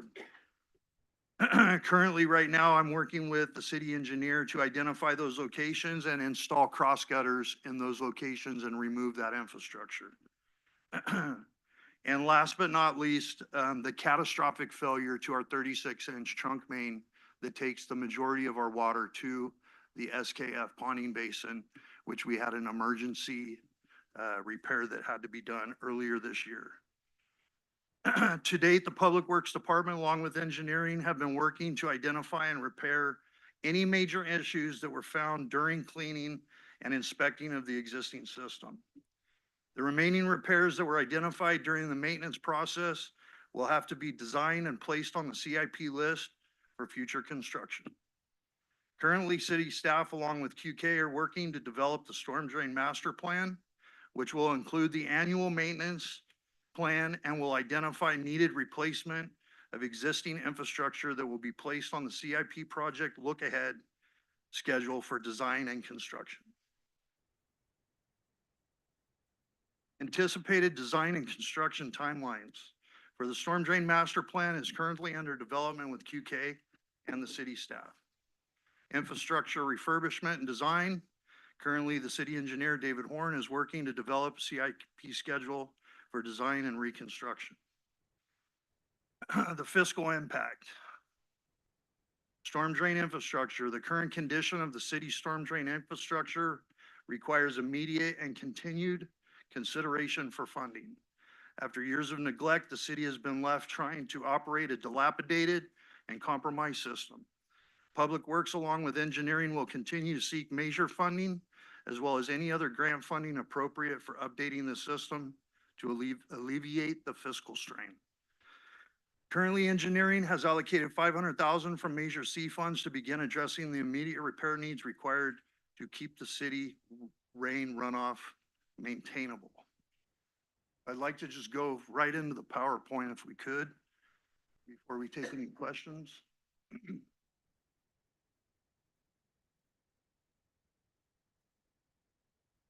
The first slide here, what we're looking at, just so I can explain to everybody. The pipe that you see in the top photo is pre-cleaning, as it's stated. And then the bottom shows you what the pipe looks like after we actually run the rod truck through it and clean it out to allow flow. So what you're seeing here is about a quarter of the pipe diameter that's actually impacted with mud. The impact from erosion and trash to our storm drain restricts the ability to flow discharge properly. This causes flooding and potentially hazardous situations to occur, such as traffic accidents. Regular scheduled maintenance not only allows for runoff to flow properly, but also extends infrastructure lifespan. Next slide. Bubblers. These are the cross intersection bubblers that I was just speaking of. Bubblers are a way to move rainwater from one side of an intersection to the other by installing an inlet to capture the water at the gutter pan, allow a small diameter pipe across the road or intersection, and a second structure outlet to release the water and allow it to flow downstream to the next intersection or structure. Engineering with Public Works are currently working to eliminate these bubbler systems and install cross gutters to carry the water. This will reduce maintenance costs and will naturally slow vehicle traffic. Next slide. So this is one of many of our cross gutters, our bubbler cross intersection infrastructure locations. The picture to the left, what you're seeing is complete failure of that structure. The sidewalk curb is starting to fail, the structure's sinking, and you see the cracking that we have in the roadway around that. The patch that you see around that is where city crews have gone in and tried to stabilize the asphalt over many years, and it just continues to fail. The picture you see at the right side there, excuse me, is actually the small diameter 6-inch pipe is the pipe that's on the left in that picture that carries the water across the intersection to the bubbler on the other side. The hole that's next to it, what you see, that's the bottom of the structure. There's no concrete. It's literally just dirt. So that's completely compromised. Next slide.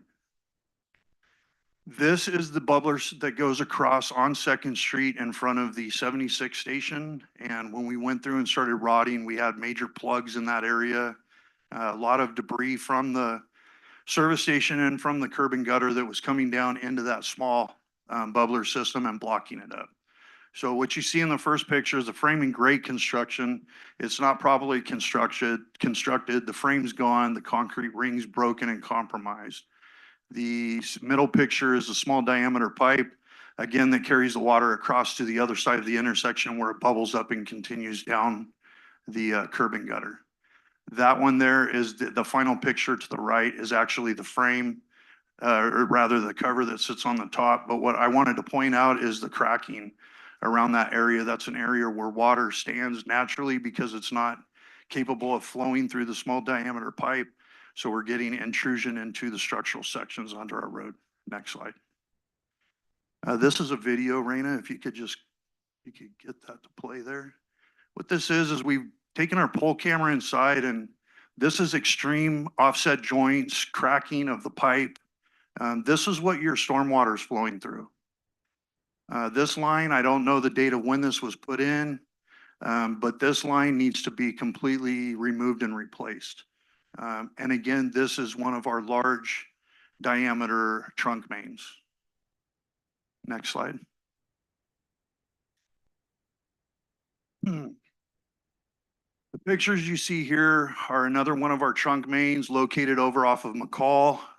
When we got inside, this is just two pictures. I don't want to get too long-winded with this, but we found hammers, steel concrete stakes, T-posts, a pick. We even had a ladder in one of the manholes. And what you're seeing in the picture right there, they're self-explanatory, but chunk of asphalt in the one to the left, and you can see the one to the right is impacted with about a third of the capacity with sand and debris. Next slide. This is also a video, Raina. Play that for me. So here we're zoomed in close, another trunk main. You can see the mud and stuff stacked along the edges, but look as we zoom out, take a look at what's actually in this pipe and how much flow is not allowed to go through there. That is mud. It took us this section of pipe. We had 200 feet that we cleaned out. It was 3 truckloads of mud that we cleaned out of this line. Again, another example of deferred maintenance. Next slide. This slide I wanted to finish up with. This one is our actual catastrophic failure we had on our 36-inch line. We hired Floyd Johnston out of Clovis to come in and remedy that problem for us. What I'm showing you in this is we got some really good video, and the crack you're seeing on the picture to the far left, there is a 830-foot section of this line that is cracked like that. What happened on this, that crack started over years and years of water intrusion. That crack opened up until it finally caved in, completely lost its integrity, and it was kind of like a vacuum, just sucked all of the mud down. This hole was next to the bike path off of Golden State, south of Mountain View. The hole was 14.5 feet deep, 23 feet wide, and 15 feet across. This was a major failure. It cost the city almost $50,000 emergency funding. This is again another prime example of deferred maintenance. Deferred maintenance is causing a lot of issues around the city with infrastructure, especially storm drain. And so part of our master plan that we're coming up with right now with QK that we're working through, that whole process is to actually put and to instate a maintenance program that's on a 5-year cycle citywide. So our goal is to objectively clean out the entire city infrastructure, storm drain infrastructure in a 5-year period of time. And then you fall back and you start that process over. So last slide. For a summary, regular maintenance and CCTV inspections must occur on a regular scheduled basis to ensure the city's citizens and businesses are safe and protected from major rain events that have become the new normal for Californians. I'll take any questions. Great. Thank you for that report and all that hard work getting that together, Director Hahn. Much appreciated. Does anybody have any questions for the director before we open it up to the public? Anybody from the public like to say anything at this time? Any input on the storm drain program in Selma? Please step up, sir. Comment? Harvey Singh, just a quick observation. Those storm drains, obviously in the summertime, there's no water going technically, right? Well, your problem, your misery is during the fall and the winter season when it rains, and especially when it rains a lot, it backs up.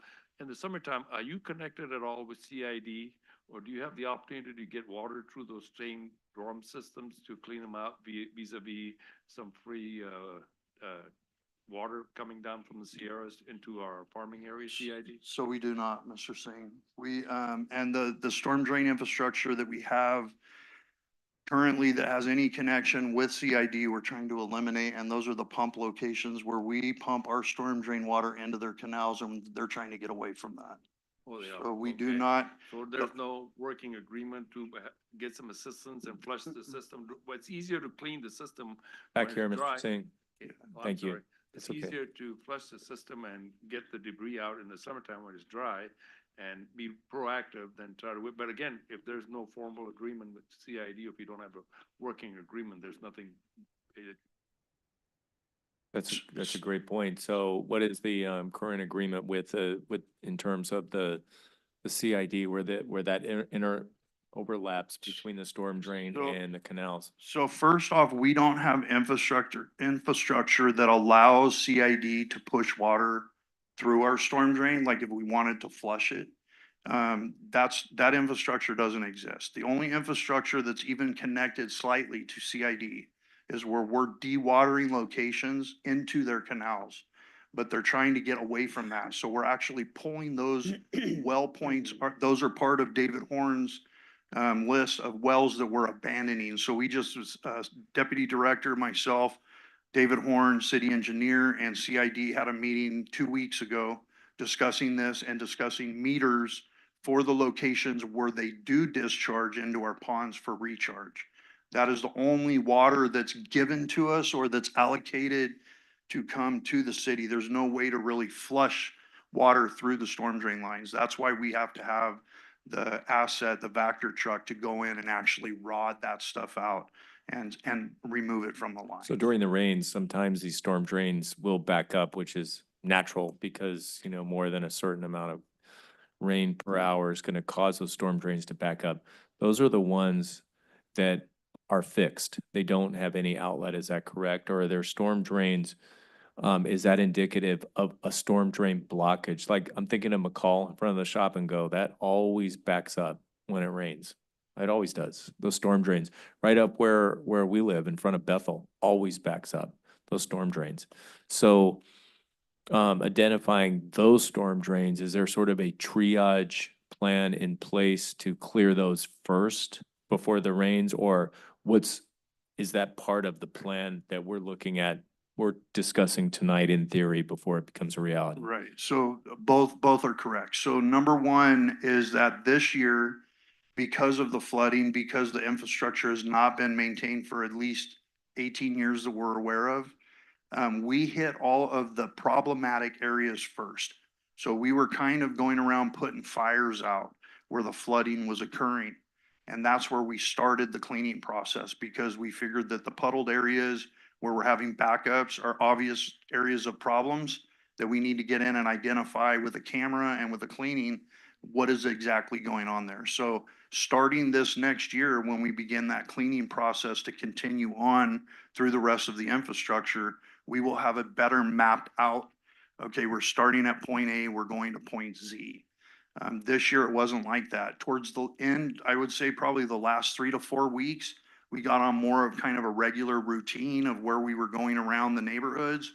But the beginning of when we first got the truck, the end of January, massive rain events, and we were literally going around cleaning areas where we were having blockages and major puddling, ponding, places we typically set out barricades to say flooded. A lot of areas kind of down by Country Club, we had quite a few areas that way. So we will, and that is part, to answer the second part, yes, it is part of the master plan. That cleaning schedule is what I just spoke of, to put it on a 5-year rotation where every 5 years, the entire infrastructure will have been cleaned and you're back at point A So your again. definition of maintenance, Director Hahn, is what? Because I've been seeing for the last several years, the vac truck, I've been seeing it on the check register. It's been around, it's been used. So what are they doing? What have they been Well, doing for all these years? If I could add, I think part of the master plan process is also identifying problem areas and having them prioritized as areas either for maintenance or repair. And that's why we go through the review and the modeling of our infrastructure to ensure that it's operating properly, right? And so the Vector truck was more of a stopgap to identify and maintain areas that we were immediately having issues. The cameraing and the videoing of lines was to identify other issues that we may be having in the system. But as part of the master plan process, we are identifying our existing infrastructure, identifying maybe where we have undersized infrastructure or misplaced infrastructures or compromised infrastructure and prioritizing that in a 10-year CIP so that we can identify funding sources and get to those areas that are chronically flooding or chronically overwhelmed with runoff. So are you not familiar with the areas that chronically overflow? Because I sit on the board of SKF, and as you know, we've had some discussions about CCTV. Is that right, Deputy City Manager? And SKF has said, we know where the issues are. We've been around and we know where the problems are, and we CCTV those. So Mr. is Mayor, what you're at, just real quick, is what you're asking gonna be helped in by a little more experience in the people who work here and kind of know where these back up and know where the problem areas are, along with a plan for that? Or is this just something that we need to do, right now and start fresh on? so first I want to clarify, SKF does not maintain our storm drain system. And I didn't say they did. No, I'm but talking about the sewer line. saying that the Vector trucks have been here, you've seen them maintaining the lines, they have not been maintaining the storm drain. The storm drain has not been maintained for over a decade. SKF comes and uses their truck and CCTV to video and to clean our sewer infrastructure. So we are the first group in 18 years, which is my most senior staff member, Jesus Hernandez, has been here almost 19 years. They've never had a truck in Public Works address the infrastructure for the storm drain. It's never been done. So referring back to your question about maintenance, maintenance starts as far as identifying, like Deputy Director Keene said, where are the problemed areas. So we started with cleaning of those areas to allow the water to flow. After they're cleaned, then we start the camera process so we can look in the line and see what's going on there. Is it an offset pipe like the one that you saw in the video, or is it just a blockage that we need to get in and clean out? David Horn in the city, as a city engineer, part of the maintenance for the storm drain is making sure that GIS is identifying all of the problematic locations where infrastructure needs to be upsized because it's too small for capacity, or if it's infrastructure that's compromised and damaged, needs to be removed and replaced. That is also part of the maintenance of the storm drain.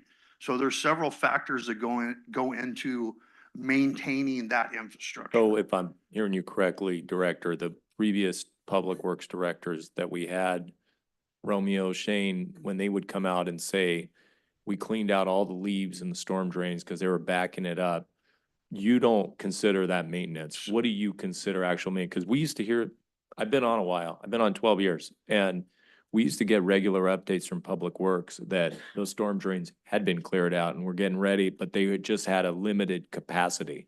So what is your definition of proper maintenance of the storm drain? So that doesn't include cleaning leaves out, but I can tell you, I'm familiar with the process that Romeo and his staff went through. And it was literally pulling the grates off at the drop inlet locations or the manhole locations.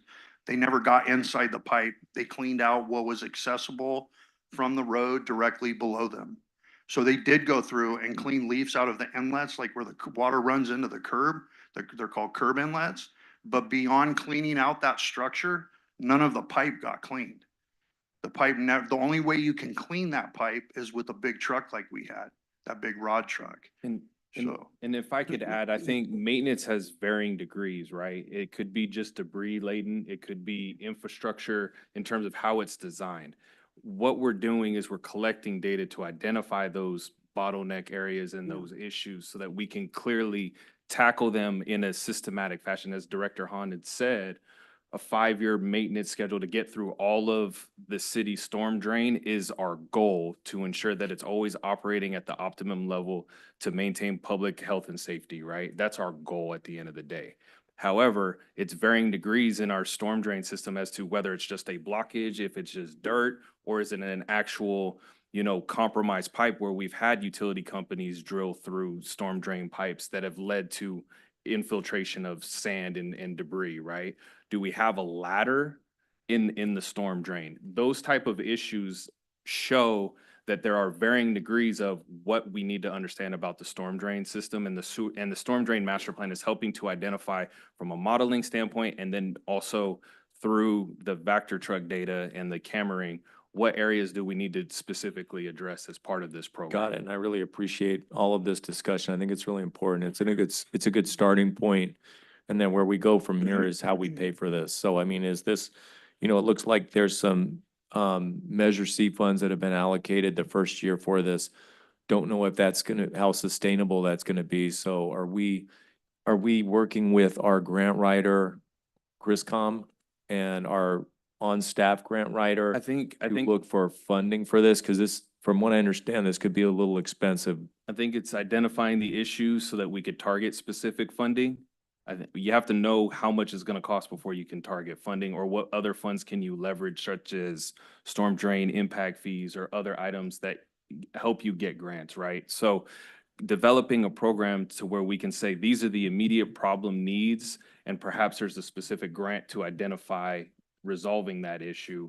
I think, to the mayor's point, funding is an issue with any type of infrastructure, but identifying the sources that are specified and specialized to address these specific issues, whether it's DWR or FEMA or whatever source that it is, we have to understand whether our projects actually qualify for that funding, but we need to know what those projects are, and so that we can pursue that funding. Right, and the city in the past is, and this has been an important issue, because when I got on, the city of Selma lost the Costco. Mr. Cashion was gonna put a Costco in here at Rockwell Pond, and the reason he didn't was because CID threatened to sue under CEQA any new construction, and we had that Costco ready to roll, and that would have brought in a lot of more sales tax and been safer for people who now have to drive to Hanford or drive all the way to Fresno for Costco. So, Mr. Hahn, I hear what you're saying. It's very important to keep that water at that level, just out of their canal, and it cost the city, 9 years of development on that, not to mention the safety issues that you're talking about. So, I mean, I think it's really important that we follow up on this and make sure that there are also funding sources for this plan, so it doesn't end up on the shelf, and so that we keep moving forward on this. Agreed. And if I could, real quick, Mr. Mayor, to address your question about sustainability. I'm all about sustainability. $500,000 every year from measure money, I'll be honest, is not sustainable. Mr. Horn designated and allocated that money because of the other, that compromised area that we had the emergency repair. There are other areas in that line, in that trunk main, that need to be addressed. This is a starting point for us to start addressing that trunk main until we can allocate the funding and get a recharge basin and abandon that section of line, which we're in the process of working with CID. Actually got good information from them. They're holding on to almost $600,000 of our money that is allocated specifically for recharge. So we're trying to incorporate what we're doing with what they want done. And so there's a lot of moving pieces to this, but we're definitely looking at sustainability in that process. So. And if I could add to that, I think we had real good conversation about what is needed from the standpoint of from CID to allocate that money for use as storm drain, constructing the needed storm drain facilities. They want recharge to ensure sustainability of the groundwater that serves Selma. And we want to try and do whatever we can, again, to be efficient and double up on storm drain and recharge facilities wherever we can. And if we can do that with the money allocated through, I believe it's the collection of water rates from a CEQA lawsuit from CID against the city and Cal Water. That money goes to help construct recharge basins to help sustain. It does, and there's the a groundwater. timeline on that for the city, and they've been, really gracious about that and generous because they've seen the city moving forward on that.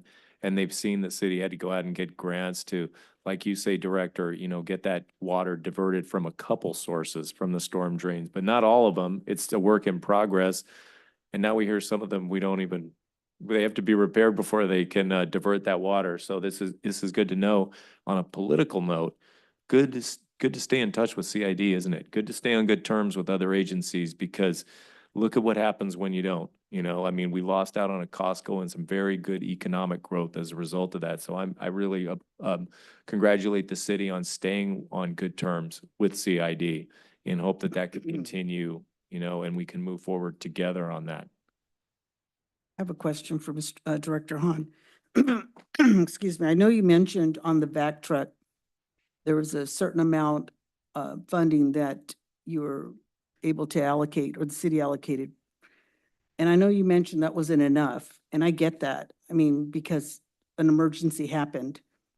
Okay, but my question is, are you now at a point where you're looking at it, this is how much it's going to cost on a yearly basis so that we can budget time be able to say, this is how much Public Works needs because of A, B, and C reasons.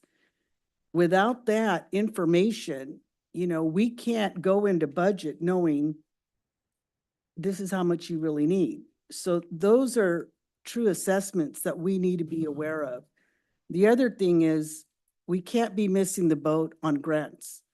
FEMA's out there, there's like, you got this from Measure C funds. What about, we have other grants out there that possibly we can tap into. We just can't be missing the boat. That's happened in the past.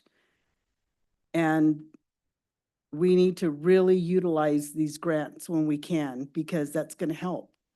So I just want to know, are those figures, do you have figures for us that you can say, this is how much we're going to need going into 24, 25, year 20, and so forth?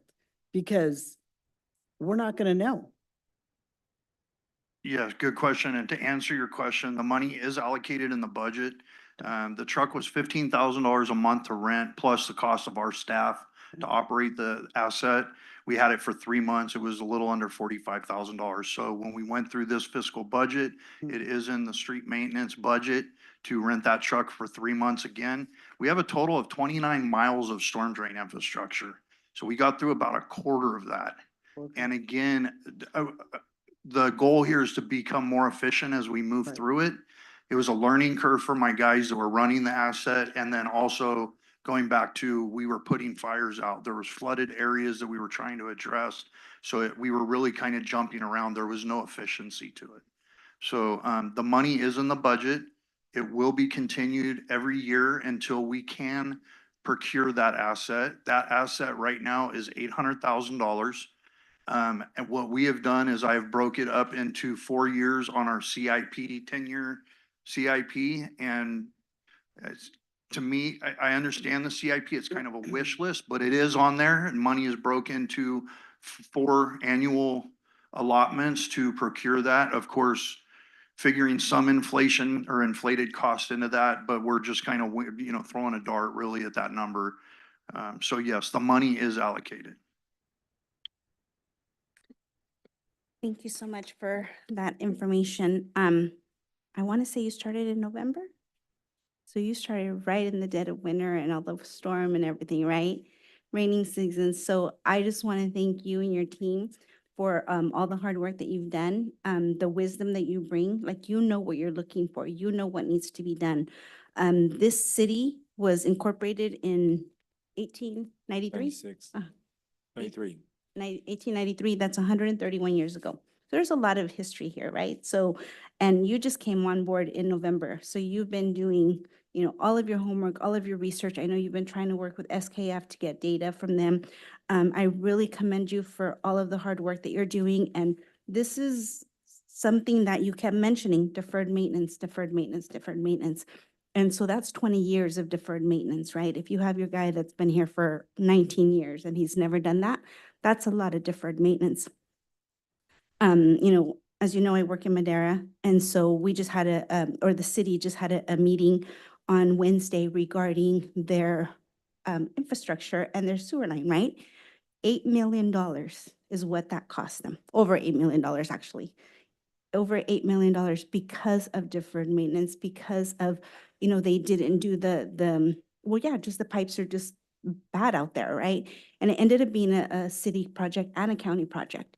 But, this is something that's probably the number that we're probably looking at is more like 8 million, over 8 million. I think they actually estimated it to 10, but they were able to get someone to fix it for 8, a little over 8.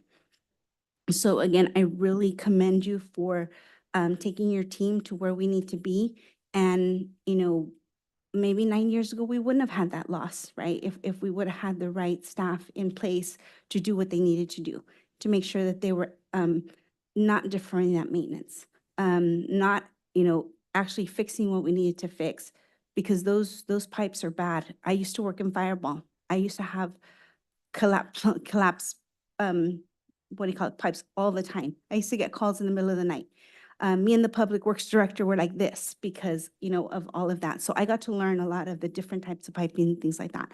So again, I really commend you because I know that you came in and you were like, show me the maps. I need to know where everything is because I need to be able to, have a general plan so that we can do what we have to do. So I really commend you for that. And I thank you for the presentation. Thank you. If I could real quick, all the credit to my staff. They're leading me down the road. I'm the newbie here. I'm the coach on the sidelines, but I have to give it all to my staff. But thank you. I appreciate it. Do we have any public comment at this time? Okay, Brian Ceballos, I'm a resident. My only concern is, why did we allow it to get this far? I understand the gentleman just came into November, but corner of Broader and Second Street has been flooded for like minimum past 2 years. It's gotten over, maybe close over to the sidewalk. I know that because I used to work in the area, so I know that was a huge issue. And there was a pipe that was cracked, a drain, it was a crack on the storm drain.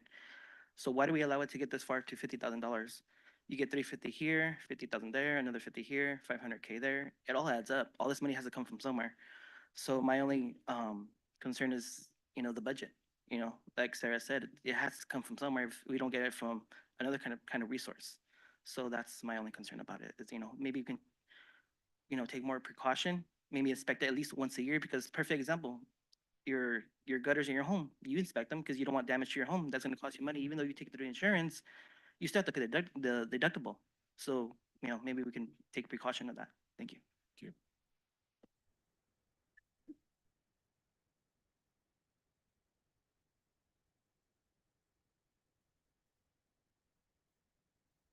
Jim Abelow, 1701 Dinuba. That gentleman was talking about storm drains. He's actually he's correct. Those pictures there, I noticed. But I'll be honest with you guys. In the past, we had an issue with actually Nelson Boulevard, the flood zone there. And thanks to one of the residents, they educated me at the time. They got hold of the engineering department, and it says, "Hey, man, can we make it the same way like the one across the street? There's no wider protective. Well, the water drains more. The pipe they had was same size, but had a small cover, just like the picture. All we did was they took out the pipe, cemented it, put it against the curb, open it up, more water flow, and like Harvey was saying, the water flow pressure pushes that water faster, and it cleans the line out faster. You have a small line, a little drain line, it doesn't flow like water. But you have a lot of water, it pushes it quicker.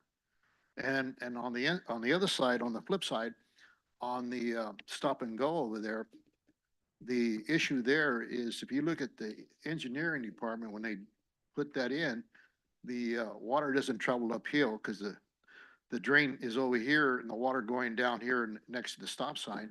There is no drain line there. So what you should do is put a drain line there like we did in Nelson Boulevard. Will solve that problem, faster water flow. And also the pumps, they're allocated for the operation. When a rainy season comes, they should be up and ready to go, be pumped into Schaefer Park like we did it, 1 year was flooded. And as far as the maintenance, like the gentleman said, maybe identifying areas that are what we call number one flood areas, and we allocate those monies to fix that area first. Then number two, go the next year, do this one, that one, and the budget will be more efficient and more balanced in that manner. And that way, as far as grants and everything from the state, you better get them now because the state of California is going to get tight with their money, and I think we need to jump on the grant writers very quickly. And because you guys are, I'm sure you're probably paying them. If you're paying the grant writers, I would definitely give them an earful, say, hey, man, this is very top priority. Let's find some money right away. Thank you.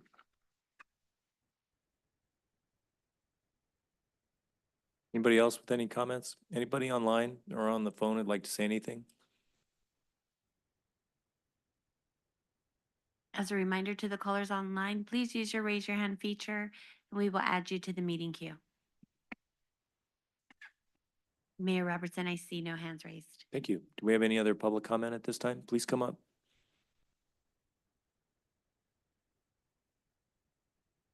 Nunez, 1318 Maple Street. I saw the groundbreaking on Dockery, and I was wondering how much of an additional cost it's going to be for maintenance, and if that is also, if that can also be included in the state request or grants. And my second question is, the trunk line, is it going to be on Dockery or was the initial site Floral Avenue? And if it makes a difference, how is it going to affect the people that live on Betty and Maple Street? Thank you. Thank you for your comments. That's a lot to answer right now. So the first one, was that a storm drain question? The first question, how's it going to affect the storm drains, the new Amberwood? I would assume that's going to be part of the new development, Deputy City Manager? That would be correct. The Amberwood project has a component that includes layout of all their major infrastructure trunk lines. In our discussions with the property owner and the developer, and in accordance with the Amberwood specific plan, the storm drain basin would be constructed as part of that project. So that project would be, not to say its own, but it would have its own drainage area or zone that they would pay into through its CFD or some other assessment district for maintenance of their own facilities. So that's the way the Amberwood plan is set up, so that it essentially doesn't allocate resources from the general fund, that it has its own maintenance district or assessment district or community facilities district that funds maintenance of its own infrastructure. So from the standpoint of, you know, the groundbreaking in that project specifically, it shouldn't impact the existing storm drain system as it currently sits. So zero impact on the existing storm drain system. And in terms of the sewer, I sit on the SKF board. So as I said earlier, and I think the sewer goes, the trunk line, the actual product of the sewer line is going to go down to Mountain View, I think, right? And connect over from there. I mean, it terminates on Floral Avenue, goes south on Amber through the industrial park to Golden State at Saginaw, not Mountain View. Golden State and Saginaw. Correct. So it's already been mapped out where that's going to go. Yes. Okay. And then that was it for that, for the ladies' questions. Do we have anybody else who has any questions regarding this? Okay, that will bring the matter back to the council. This is an information item. We thank you, Director. Thank you for your staff for all your hard work. It's a really good starting point, and we look forward to hearing more and seeing more of the master plan in the future. And the timeline on that, for that master plan to be ready.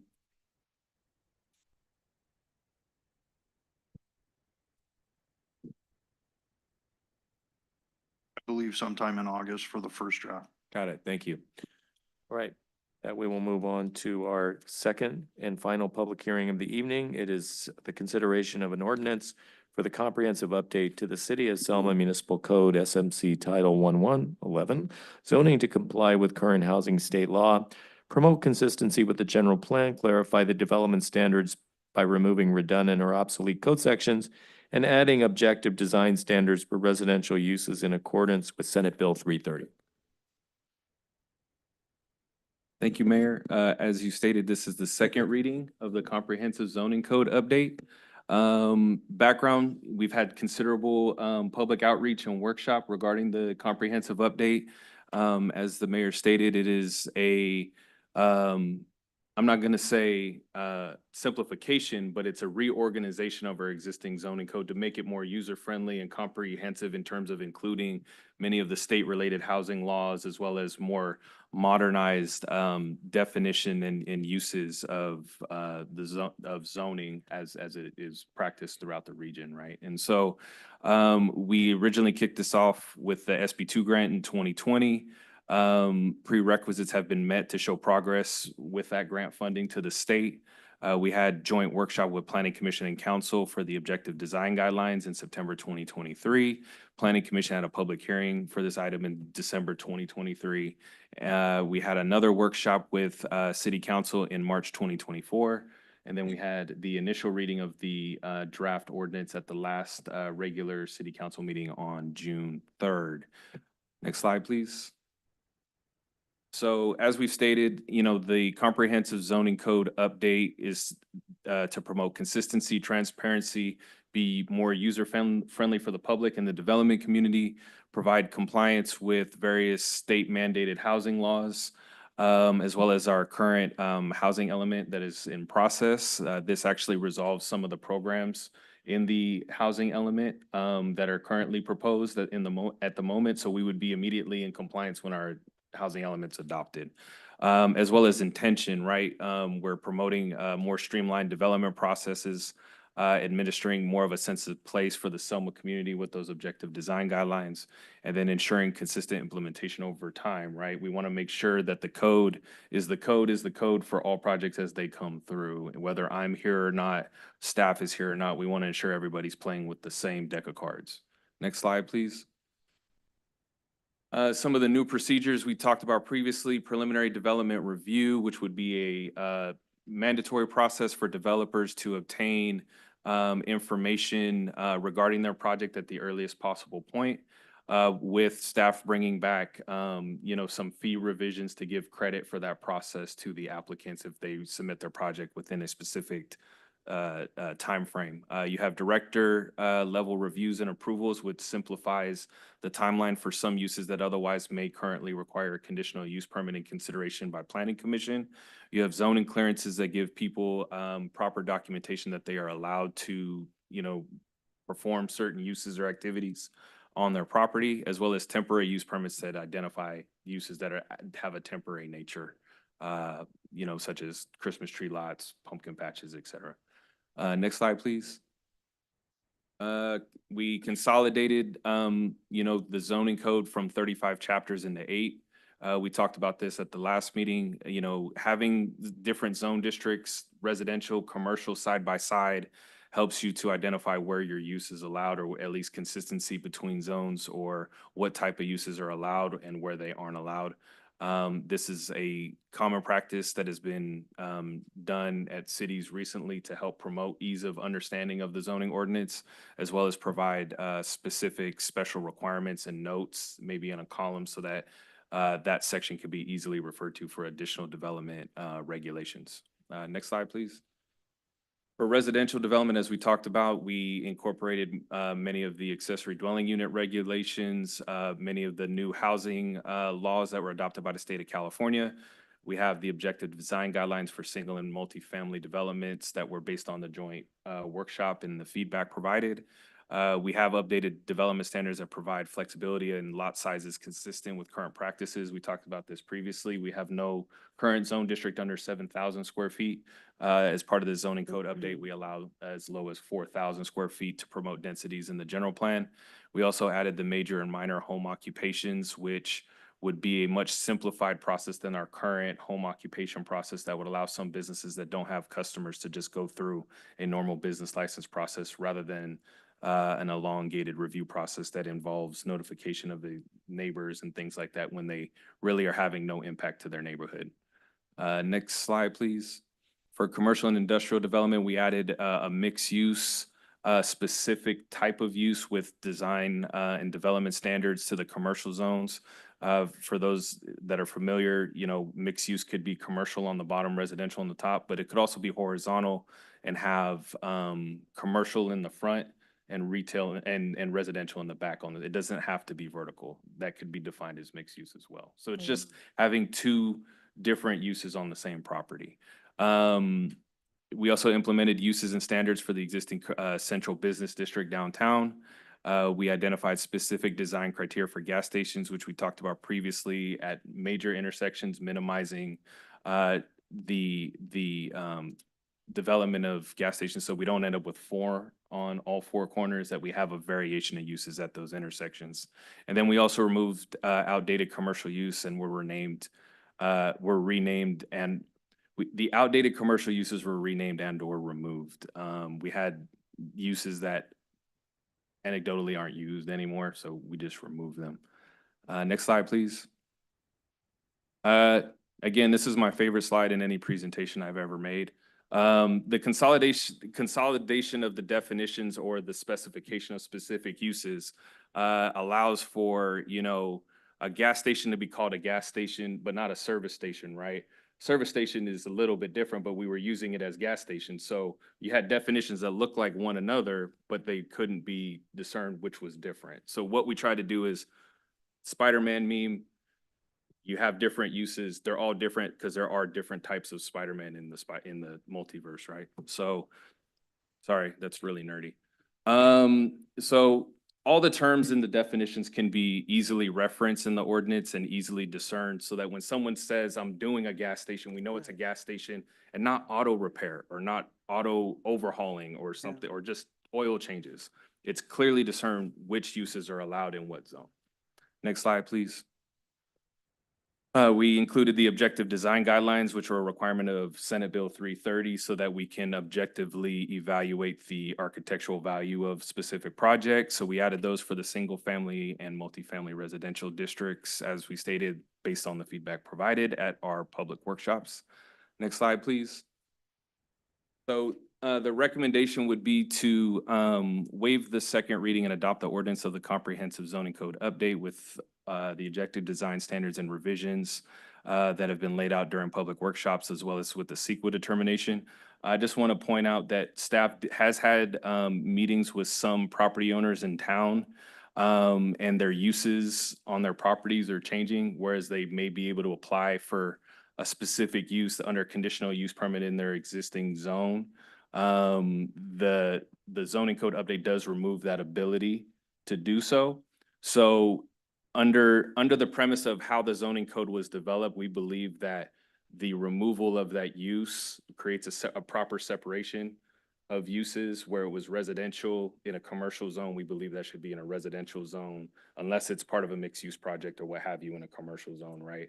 And so as part of that, staff is working with the property owners to include their property as part of the project they were proposing would help our RENA numbers.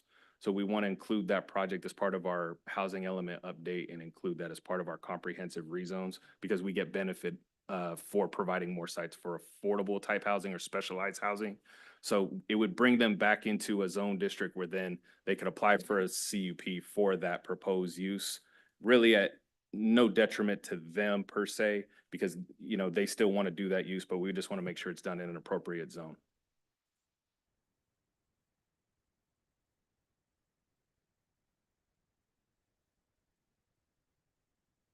Great, thank you. Anybody have any questions before we open the public hearing? No questions from council. We will now open the public hearing and ask for input from the public at this time. Does anyone have anything they would like to say?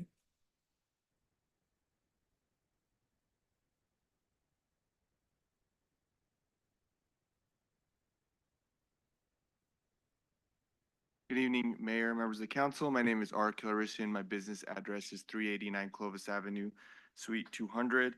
I'm here on behalf of the Kazarian family as owners and operators of Selma Mobile Estates. As was mentioned before, we are working with staff closely on developing a vacant piece of property right across the street from Selma Mobile Estates, right at the northeast corner of Stillman and Cinema Way. We've submitted a tentative layout that is currently under review, so we're hoping to get feedback. And currently with the C2 zoning, mobile home park is allowed with the conditional use permit and other provisions. And so our hope was to be able to continue to develop that in the future. And we didn't want to be in a situation to come before you and ask for a zone change, or if the city's initiating a zone change, you know what our intent was kind of the entire time, which was to develop it with that use. It kind of, we believe, fits because right next door are the Villa Rose apartments. And so there is, and right across the street is the existing Selma Mobile Estates. And so we feel it does fit. And so if we're here to answer any questions, if we were able to develop it under the current zoning, that works. If we need a zone change, obviously if it's done as part of the city's initiative, then we'd be able to come before you through that process. It currently is showing as a conditional use permit. I don't know if that's been discussed, but we're able to do that. Otherwise, if we had to come in with a zone change, there would be costs associated with that if we had initiated it on our own. So we're just looking for that to be able to develop it as was intended and what we've been working on up to this point. Got it. Understand. Deputy City Manager, is there, has that issue been addressed in that particular area? And how does it relate to what we're doing tonight? Mr. Arizian is correct. The C2 zone district currently allows mobile home parks by CUP. Under the proposed zoning code update, it would be removed. And that is why staff is working to include them within our zoning, our housing element zoning requirement to provide Housing affordable needs sites. assessment, right. So we want to include them in that to bring them to a zone district where it is residential. We get benefit of it for our arena, and then they still have the same requirements to apply for a CUP. So it's really more, I'm not going to say more benefit to the city, but on paper, we have more affordable sites in our housing element if we include them in our proposed rezone, which we've discussed internally, and it's not a heavy lift for us because we have to do it anyway.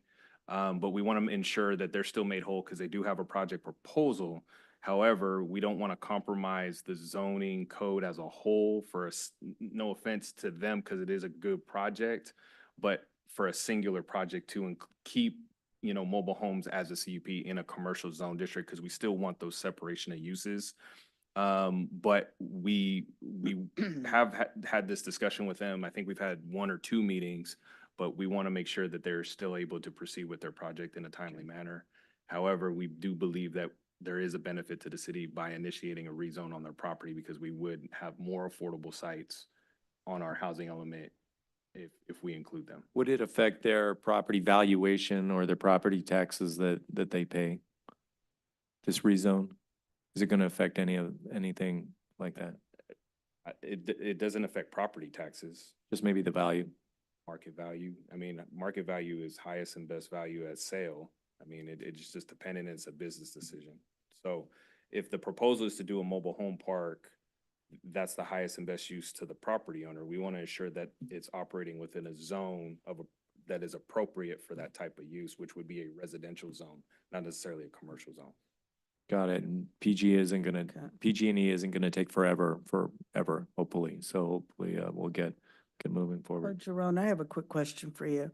Okay, that's gonna benefit the city, okay, to rezone, but how's it gonna benefit him, the owner? Because if we're talking with them, Mm-hmm. don't we want to make sure that it benefits the property owner as well to bring in mobile home park? I'm sorry, council member, if he were to apply for a conditional use permit now and Mhm. we rezone the property, it would still be required by conditional use permit. So processing wise and timeline wise, he can still process his project. However, from an operating standpoint and in a development standard standpoint, we want to ensure that residential zones have appropriate protections from other uses like commercial. And so having it in a residential zone is more appropriate from the standpoint that commercial and industrial and other uses have to buffer themselves and not impact residential zones. In a residential zone, they would still be required to have a conditional use permit regardless. And so if they were to start their process and we rezone it to residential, it's no net impact to them. However, we get benefit of it on our RENA numbers. That makes sense. Yeah, and those RENA numbers are important just because the housing element, that's how the city gets these grant fundings. And I apologize for interrupting. I just got excited. That's okay. It was the Spider-Man. That's okay. Anybody else with any questions? Come on up, sir. Public hearing is still open. Good evening, Harvey Singh. A question I posed to the last full board meeting when you had city hall meeting, I think on the 3rd. We own a lot that used to be a house. It used to be a house. It was a residential concept. And I knew that at the time when I bought it. It's next to Dwight Nelson, right there by Anderson Pea Soup, just when we enter where he displays his cars. And in the old days, those were all homes. Back there's still home. How do we either benefit or how do we go about migrating through this changes? Are we essentially allowed to, based on what going forward, to be able to change that residential to a commercial, or we have to stick with what we technically bought it as a residential? And any applicant can apply for a rezone of their property. Okay, so that's a easy gig. Well, I mean, not an easy gig, but it's doable. It doesn't confound or it doesn't become a problematic in any of the stuff that you're going through. Or the I changes? believe this is outside the bounds of what we're discussing, Oh, but okay. generally speaking, it varies depending on the merits of the application and compliance with the general plan. Okay, thank you. So this isn't set in concrete. There are options. There are potentials for property owners to apply for rezoning of their property. Applicants have a due process right to always apply for whatever it is that they deem fit on their property. However, it still needs to comply with local rules, regulations, and policies articulated in the general plan, state law, zoning code, specific plans, what have you. Right, and valuations of land are definitely affected by zoning. So this is really important. This is a big deal and we got to get it right. And very important for this to chime with the general plan as well, which I'm sure it does. And from what I understand, the general plan will be next. That will be next in the list of looking at things to update in our city. The current general plan is good until 2035. Is that correct, Deputy City Manager? Okay. And this is still a public hearing and it's still open to the public. Do we have anybody online? I believe we had a gentleman holding for a while with a question. Or a This is comment. Dwight Nelson. Hello, Mr. Nelson. Good evening. I'll say we have been trying to meet with the city manager or the deputy city manager for several months and have not been offered the opportunity to do that. And we have several things we wanted to talk about with the city manager. And one of those is zoning. One of those is the concept of Selma being a regional shopping place that people from all over would be coming to Selma to shop. And I'm not seeing any effort being made to accomplish that.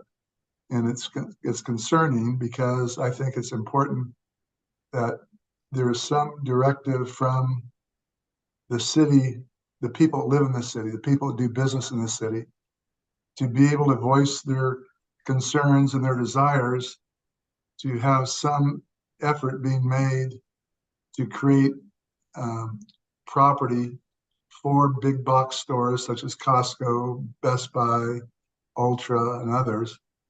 And to date, there's been no effort that I'm aware of to do that. And so I'm just asking, what do we have to do to gain an audience with the city manager, who, is our understanding, is basically deciding what happens here in Selma now? What do we have to do to get an audience with him to be able to sit down and discuss this? Quick question, Deputy City Manager, how does one make an appointment with the city manager and the deputy city manager? What's the process? So for this specific item, we've had public comment and Mr. Nelson is more than welcome to submit his comments. I think he was in attendance at one of the workshops and we requested that he submit his comments in writing so that we could respond to them in kind and completely to address his concerns. Regarding a meeting, I mean, he can call City Hall, he can email. However, staff does want to know the context of the meetings and what's being requested so that we can prepare accordingly, so that we're not just having a meeting to have a meeting. We like to be prepared. We like to bring information to those meetings so that we can understand the concerns, so that we're not sitting flat-footed. We like to be prepared. We like to do research so that we can understand what the history was with a specific issue and provide a comprehensive and complete response, because we don't want people leaving City Hall empty-handed with no information, because information breeds information. The more information we have, the better decisions we can make. The general plan does call out regional commercial centers as part of the project. I think the city recently is working on an annexation of the Selma Grove project, which is a regional shopping center along Floral Avenue. So there are areas designated for regional commercial space throughout the city.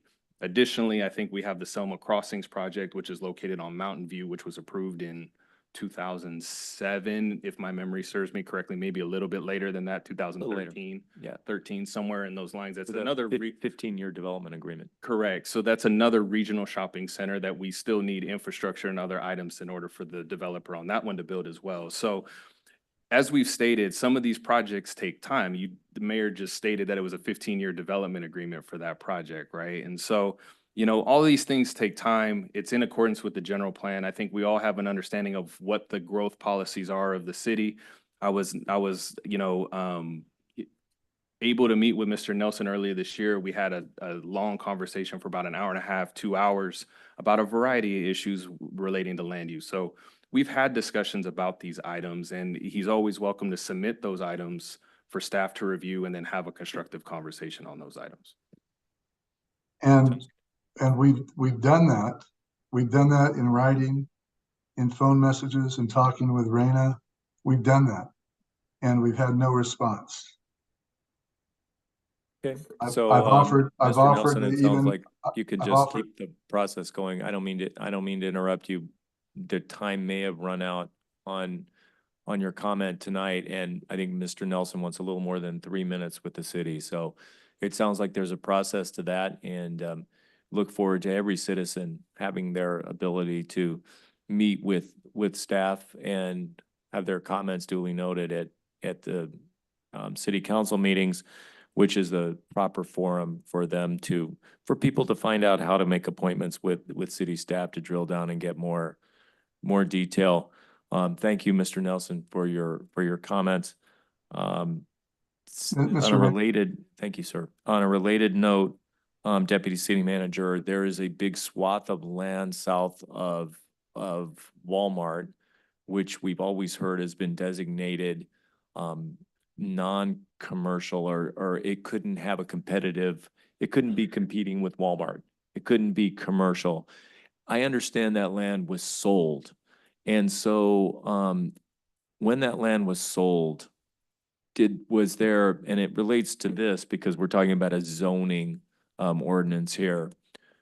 Was the zone changed, or is it the same zoning, and will the zoning stay the same tonight if and when the council approves this?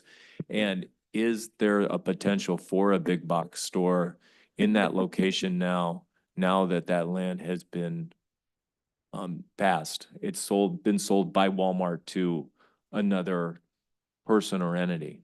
So I believe it's historical practice for Walmart to have deed restrictions on what could be done on their property. I ran into this in the city of Kerman on property that's directly adjacent to their Walmart off of Whitesbridge.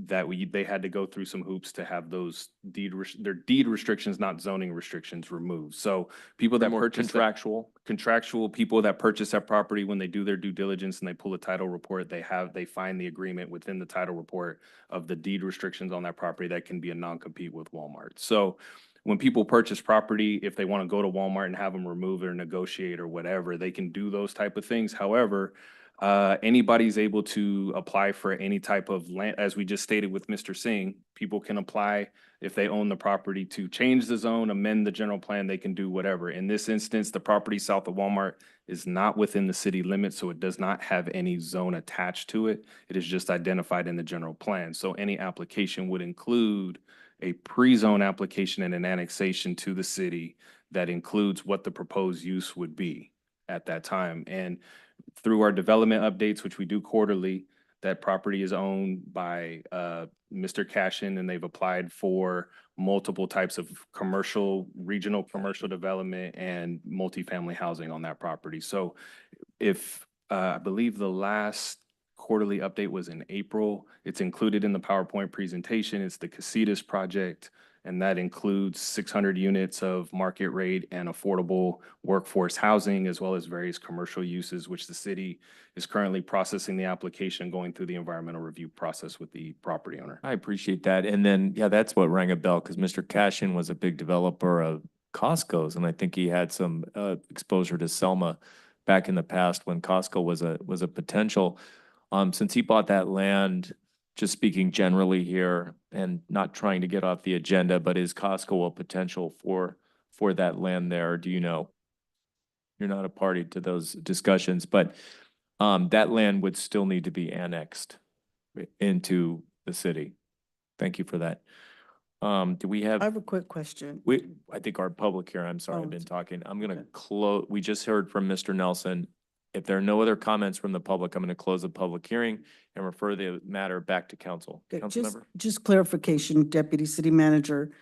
Okay, so if Mr. Nelson sends you an email tomorrow and said he would like to meet and gives you the title of a subject of what he's meeting entails, so he can do that, and then how quickly would he get a meeting? Pretty much. I mean, it's schedule dependent. However, there are instances where requests, we're able to respond via email and provide information that either is readily available. We try to resolve questions as quickly as possible to people that ask us various questions about land use standards, development standards, what have you. We'll give them a response within 24 hours. That's the department policy to respond to emails. Regarding scheduling, it's dependent on our schedules and availability Yeah. of what else we have going on. Mhm. Depending on staff availability, it could be a week, 2 weeks, 3 weeks, a month, depending on what our schedule is, apart from vacation during the summer. However, we do make a point to respond at requests for information if there are questions that can be answered in a short time frame without a meeting, because that's not efficient use of time. We try to get that information and all the sources in the general plan, zoning code, what have you. We provide hyperlinks. We provide all that information back to people that request that information. Okay, because I've been very vocal in regards to our developers and how we treat our developers, and I've said it numerous times, is I'd like to see that we extend that red carpet out to our developers, because if we don't, another city will. And so I want to make sure whatever we do, if we can extend that olive branch and make sure that our developers are being taken care of. And if that means a meeting, that's what staff needs to do, because we don't want them going to another town. And then they said, well, Selma didn't, because this is how I got treated. So I went to Fowler or Kingsburg or what have you. I just want to just kind of mention that, because that was, like I said, that's my pet peeve, and I've been very vocal about that. Okay? Any other questions from council regarding this agenda item before we call for a motion? Is there a motion on this item? I'll make a motion to approve. Is there a second? I'll second. Call the roll, please.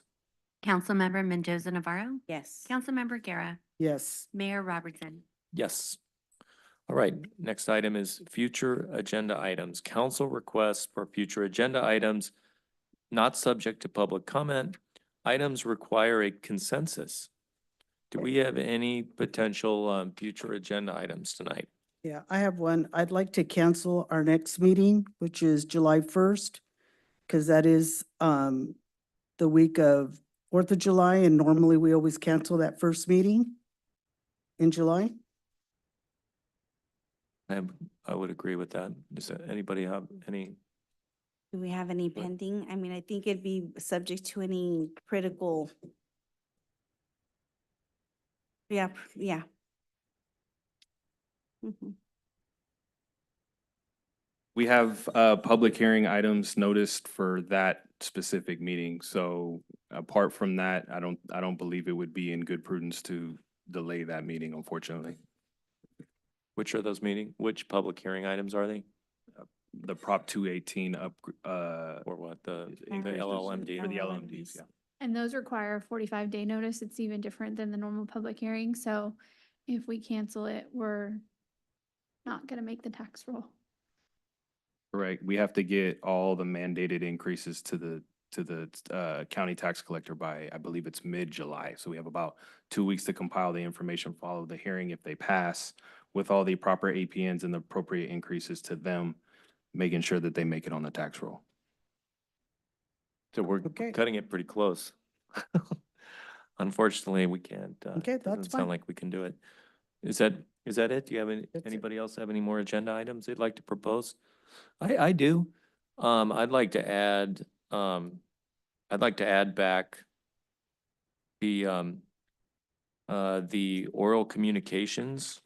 I would like to put that on the agenda for, at the end of the meeting. We used to have oral communications. I'd like to add it back for citizen input, at the end of the meeting as well as at the beginning of the meeting. Do we have, consensus on that? Yep. Yeah. Okay. We have a consensus here. Is there discussion over there? I just had a question. I said if we put it on the agenda, we can have discussion and then it would be voted on then, right? That's basically what you're asking, is for it to be put on and then it would be voted yes or no? Right, it would be put on a future agenda. Correct. The next agenda, And yeah, then for we, the next meeting and then we can discuss it as to why yes or as an no. action item to be voted on, It would- not it a would- discussion It item. would be a discussion and request for direction, right? If council so chose to give direction on that item. Yeah, basically it would be a discussion regarding amendment of the council handbook, because that's where we remove the second oral communications. Okay, so I'll reframe that. I would like to put the council handbook on the agenda, the next agenda, and to add back the oral communications item, and I'll be reviewing the council handbook, to bring up other items if necessary. So we'll just leave it at, like, to review that council handbook for the next meeting. Yeah. And then I'd also like to review the city's, I'm sorry, Mr. Mayor. Was that a review of the council handbook as a whole or specific to the item of oral communication? I'm leaving it open, Deputy City Manager, so I will review that in the meantime. That will absolutely include adding a oral communications item, but as the council member so helpfully stated, it is, as the city attorney so helpfully stated, that includes the oral communications item. Therefore, I will hold that open and would like that open. That whole, every single item in that handbook will be fair game for discussion that night. I agree. Great. We have a council consensus on that? Okay, great. I'd also like to put on the next agenda, I'd like to review the city for the next meeting. Thank you, City Clerk. I'd like to review the city's financial policy. And that would, of course, include the reserves. And I would like to have a review of the city's administrative financial policy, how it administers the finances of the city, the financial reserves, as well as the operating cash, as well as the assets, the monetary assets that it receives. The monetary policy. All right. Oh, and finally, I'd like an update from Mid-Valley. I'm getting so many people from the public asking, as we heard tonight, about why they have to now, pull their trash and put it on the roads. There's a safety issue, a liability issue, a traffic issue, a cost issue, all sorts of issues. And that was not part of the contract that was sold to the city. So I would like to bring that back as an agenda item, and I'd love to have Mid-Valley out here to talk about it, or at least an update item if we could, to clarify that. And then after that, we perhaps will add it as an agenda item if we need to, however long that takes. So to clarify, you're just wanting like a presentation I'm update? not asking for a presentation. I'm asking for discussion of these items that weren't in the contract that we now understand from Mid-Valley and from the public that they're putting the requirement for the citizens to put trash cans out. That is a really big change. What else? I would also like to hear from Mid-Valley. What else are we gonna have to do? What else are we gonna have to do as citizens? Well, they had many workshops for the citizens, so I'm not sure. And was that part of what- it? That was Bringing part of the- whatever questions you had, you brought them to the Bringing table. the trash cans out? Whatever discussions that people had, that Boy, was part of the I must have question. missed all those workshops. Mhm. I appreciate that, council member, but Yes, sir. you know, for me, we missed all the workshops that didn't discuss these items. I would like to I'd like to bring this back as an agenda item. Mid-Valley and their contract and what exactly is going to be required of the citizens, because we're getting a lot of feedback on that. I think that's really important, and it's coming up in July.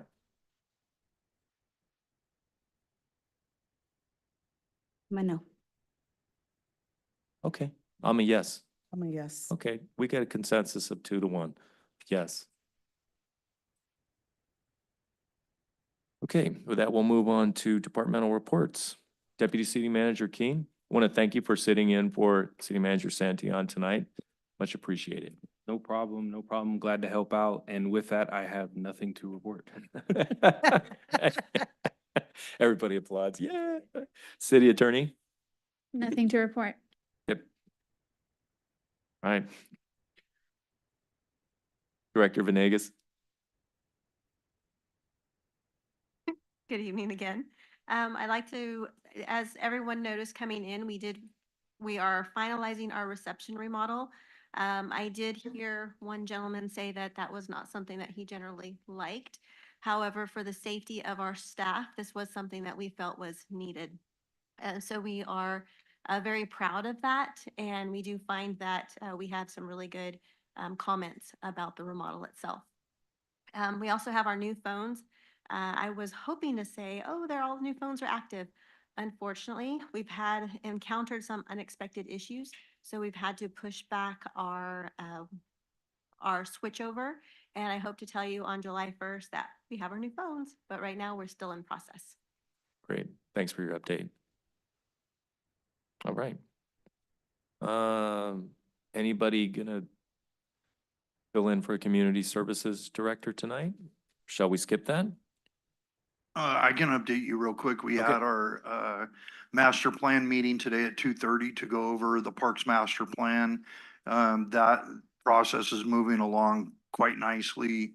I think we're to a point where most questions have been answered. They're waiting for a little more data, and then they're going to be producing first draft of that report. Great, thank you. If I could add, I believe Community Services also had movies in the park last week. They showed Lilo and Stitch over at Lincoln Park. I believe The crowd. Sandlot is this week, so that's cool. And then I believe there's also the block party on High Street that Community Services is working with the downtown bid. Marie Wilson Band will be part of that as well, so that's a cool little thing that's going on. I believe it's on Friday. Awesome, thanks for that update. Fire Chief? Good evening, Mayor and Council. Not too much to report. I just wanted to take a moment to recognize my staff. It's fire season. It's hot outside. They're extremely busy, and we're still facing some staffing shortages. And so I just appreciate all the time that they spend here and away from their families, and definitely appreciate them standing behind me. So, end of report. Thanks, Fire Chief. Okay, City Clerk, Public Information Officer. Thank you. Nothing to report. All right. Public Works Director. Nothing to report, Mayor. Quick question for you, sir. Yes, sir. We went over to Brentlinger with our goddaughter on Friday and the ants were bad. She couldn't even get in that car there. And then we went to see our other goddaughter at the T-ball game and the ants were bad. So is that a seasonal thing or the ants just coming? Or We're what's up having with an it? outbreak and it's not just the black ants, it's the fire ants. So I spend quite a bit of time with my dog at the dog park. Yeah. And the fire ants they're everywhere. So we are looking at using diatomaceous earth to combat the ant problem. Diatomaceous earth, I'm looking at Chief Webster and saying that because of our flea infestation across the street. We've Wow. literally eradicated the building and then only to find out that the fleas are actually in the parking lot. So if you guys have noticed the cones, parking lot for staff across the street, it's coned off, but we're gonna be using diatomaceous earth because it's non-toxic.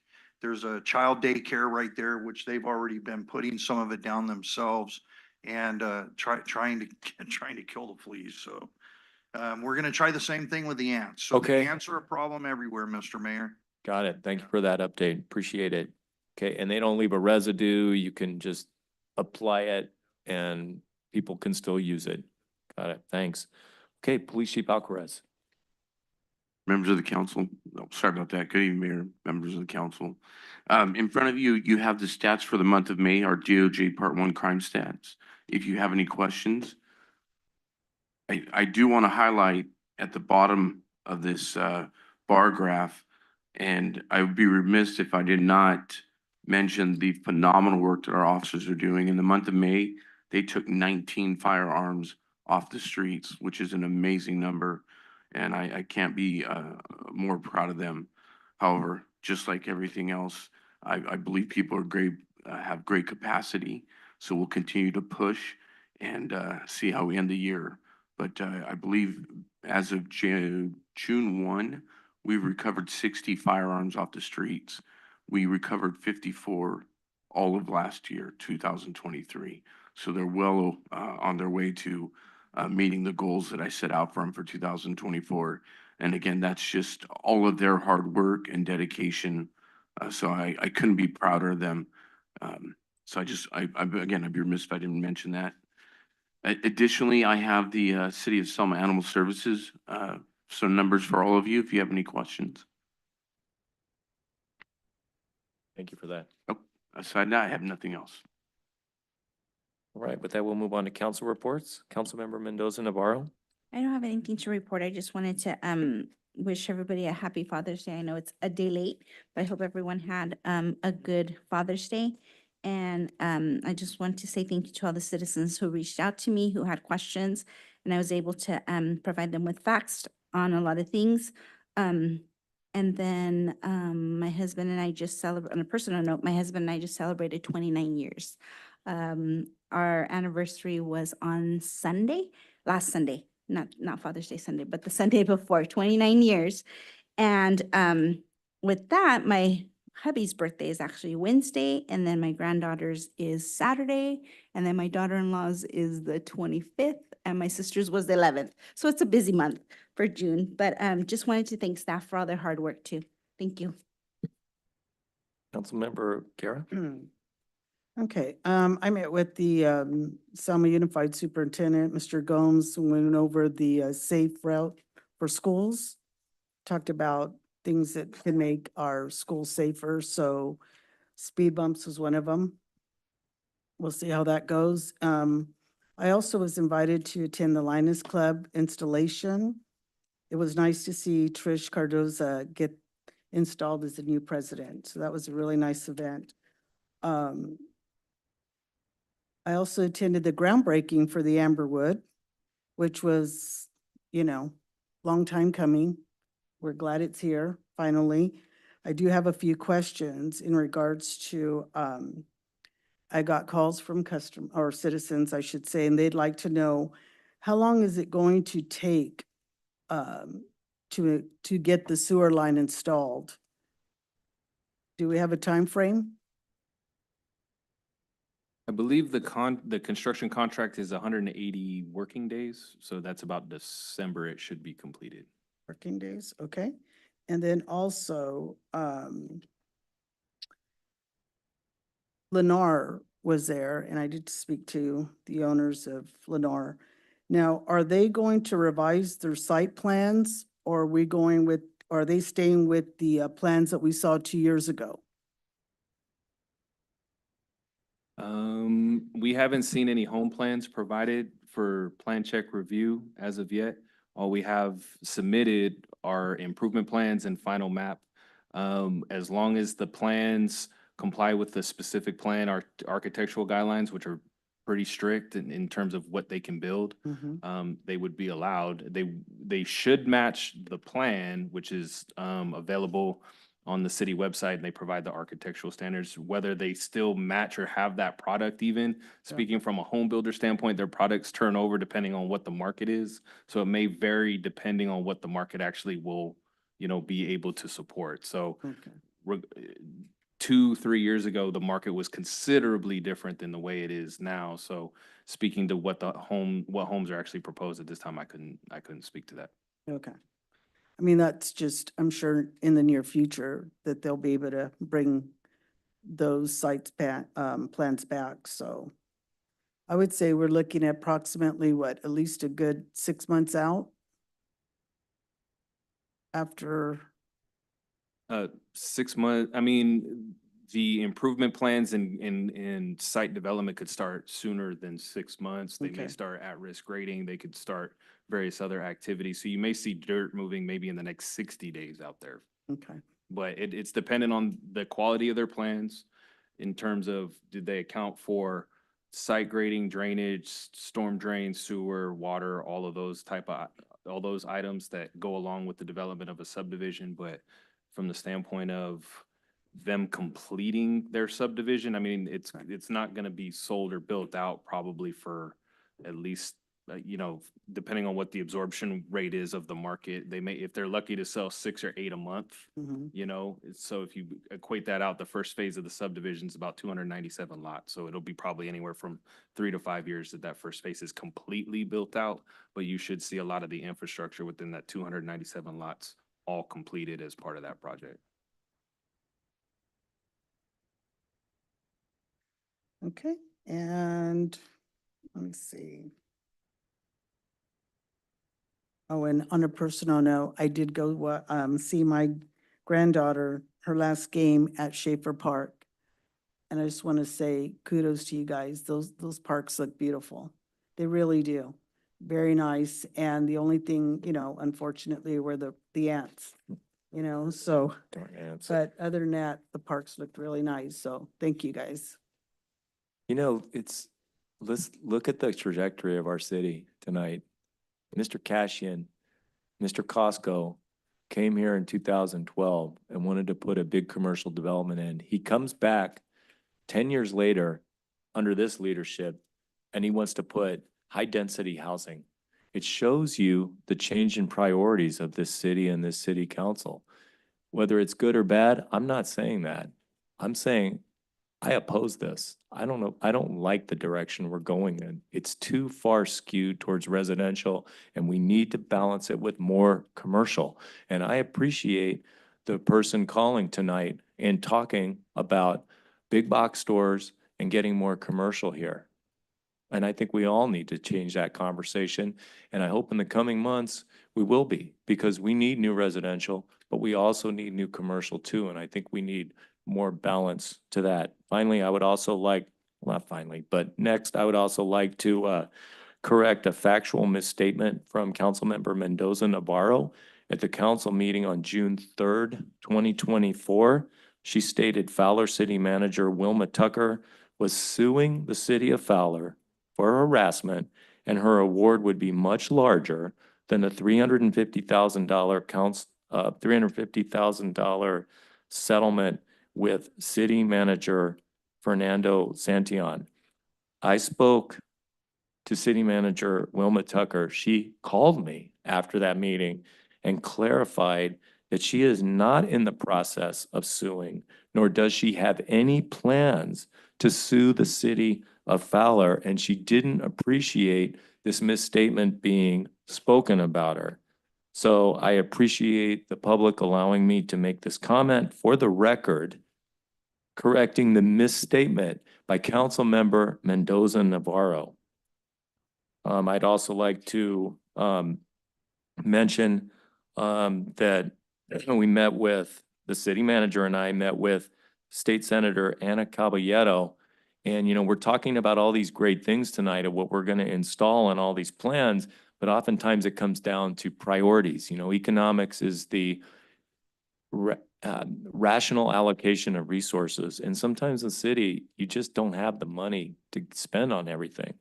And Senator Caballero said point blank, this is a 2-year budget and it's going to be hard for our city. It's going to be tough for all cities. The money is not there. There's deficit there. And they did a 2-year budget at the state instead of 1 year. So we really have to have a good grant writer.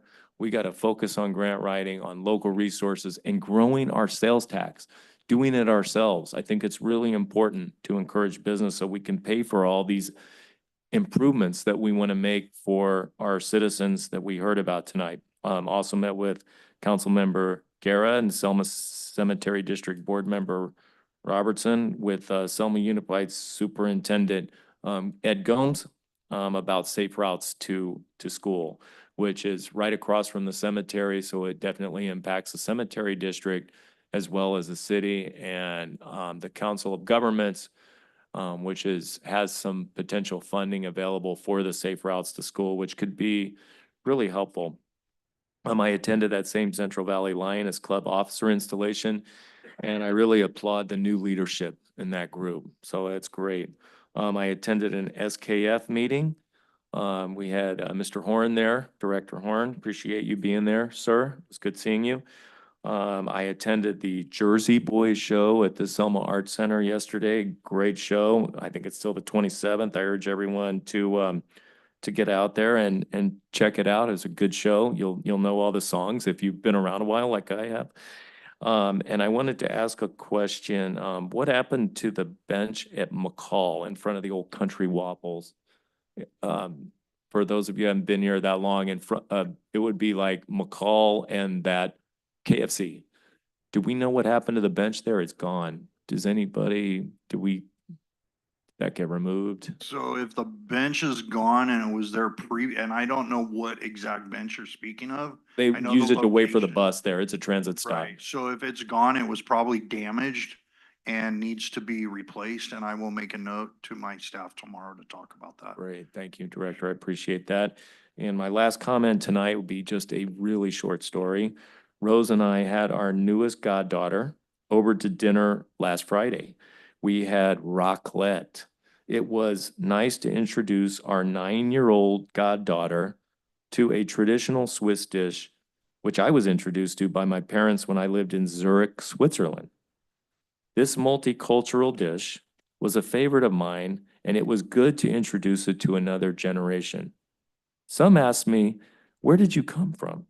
Well, I can tell you, before I settled in Selma, I grew up in many different cities, such as Lynchburg, Virginia, Boston, Massachusetts, Birmingham, Alabama, and Zurich, Switzerland. I've always been comfortable with and very appreciative of different cultures. I have been married to my wife, Rosa Gallardo Robertson, for 31 years. Never, not once, have I had a credible accusation against me of racial discrimination. Not one time. And I want to assure the people of Selma, I am proud to be part of our multicultural town, which accepts and celebrates people of all different cultures: Latinos, Sikhs, Asians, Americans, and Caucasians. That's who we are. We're better than race baiting. We're better than that. And I want to thank you for accepting me for all these years. I really feel a part of this city and the good people here. And I want to thank you for listening to me. I want to thank you for coming out to the Selma City Council meeting tonight. We'll see you in July 1. Mayor, before you adjourn, I want to actually clarify what you just, because you did mention something about me. And so I wanted to, what I was trying to explain regarding the Fowler city manager was that what I meant to say and what I meant to convey was that Fowler, the city of Fowler left themselves open to potentially far more liability for not protecting their city manager. So if I misstated something, that was something that I didn't write down and it just came out, but that's not what I was trying to convey. So thank you for that. So I the just want to put for the liability, yeah, the liability you subjected the city to that night was your own your own making, council member, because I'm not going to sit here and Coun- discuss that. I just wanted council, to the city to manager, confirm it. yeah, Tucker contacted me and said, what you said was a Mr. Mayor. misstatement about her and could get our city understand. into trouble Okay, for a can we adjourn? misstatement. Because that's not, I was just clarifying. I'm what you running the said. meeting. Thank If you consult your ordinance, I preside over the meetings. I understand, As but much you're as being you rude. I'm don't just accept that, explaining. council member, I preside. And you- So stop talking, everybody stop talking, and we'll please adjourn the meeting. And I want to thank everyone for coming out tonight and listening to us. Take care and have a good evening, everyone. Bye-bye.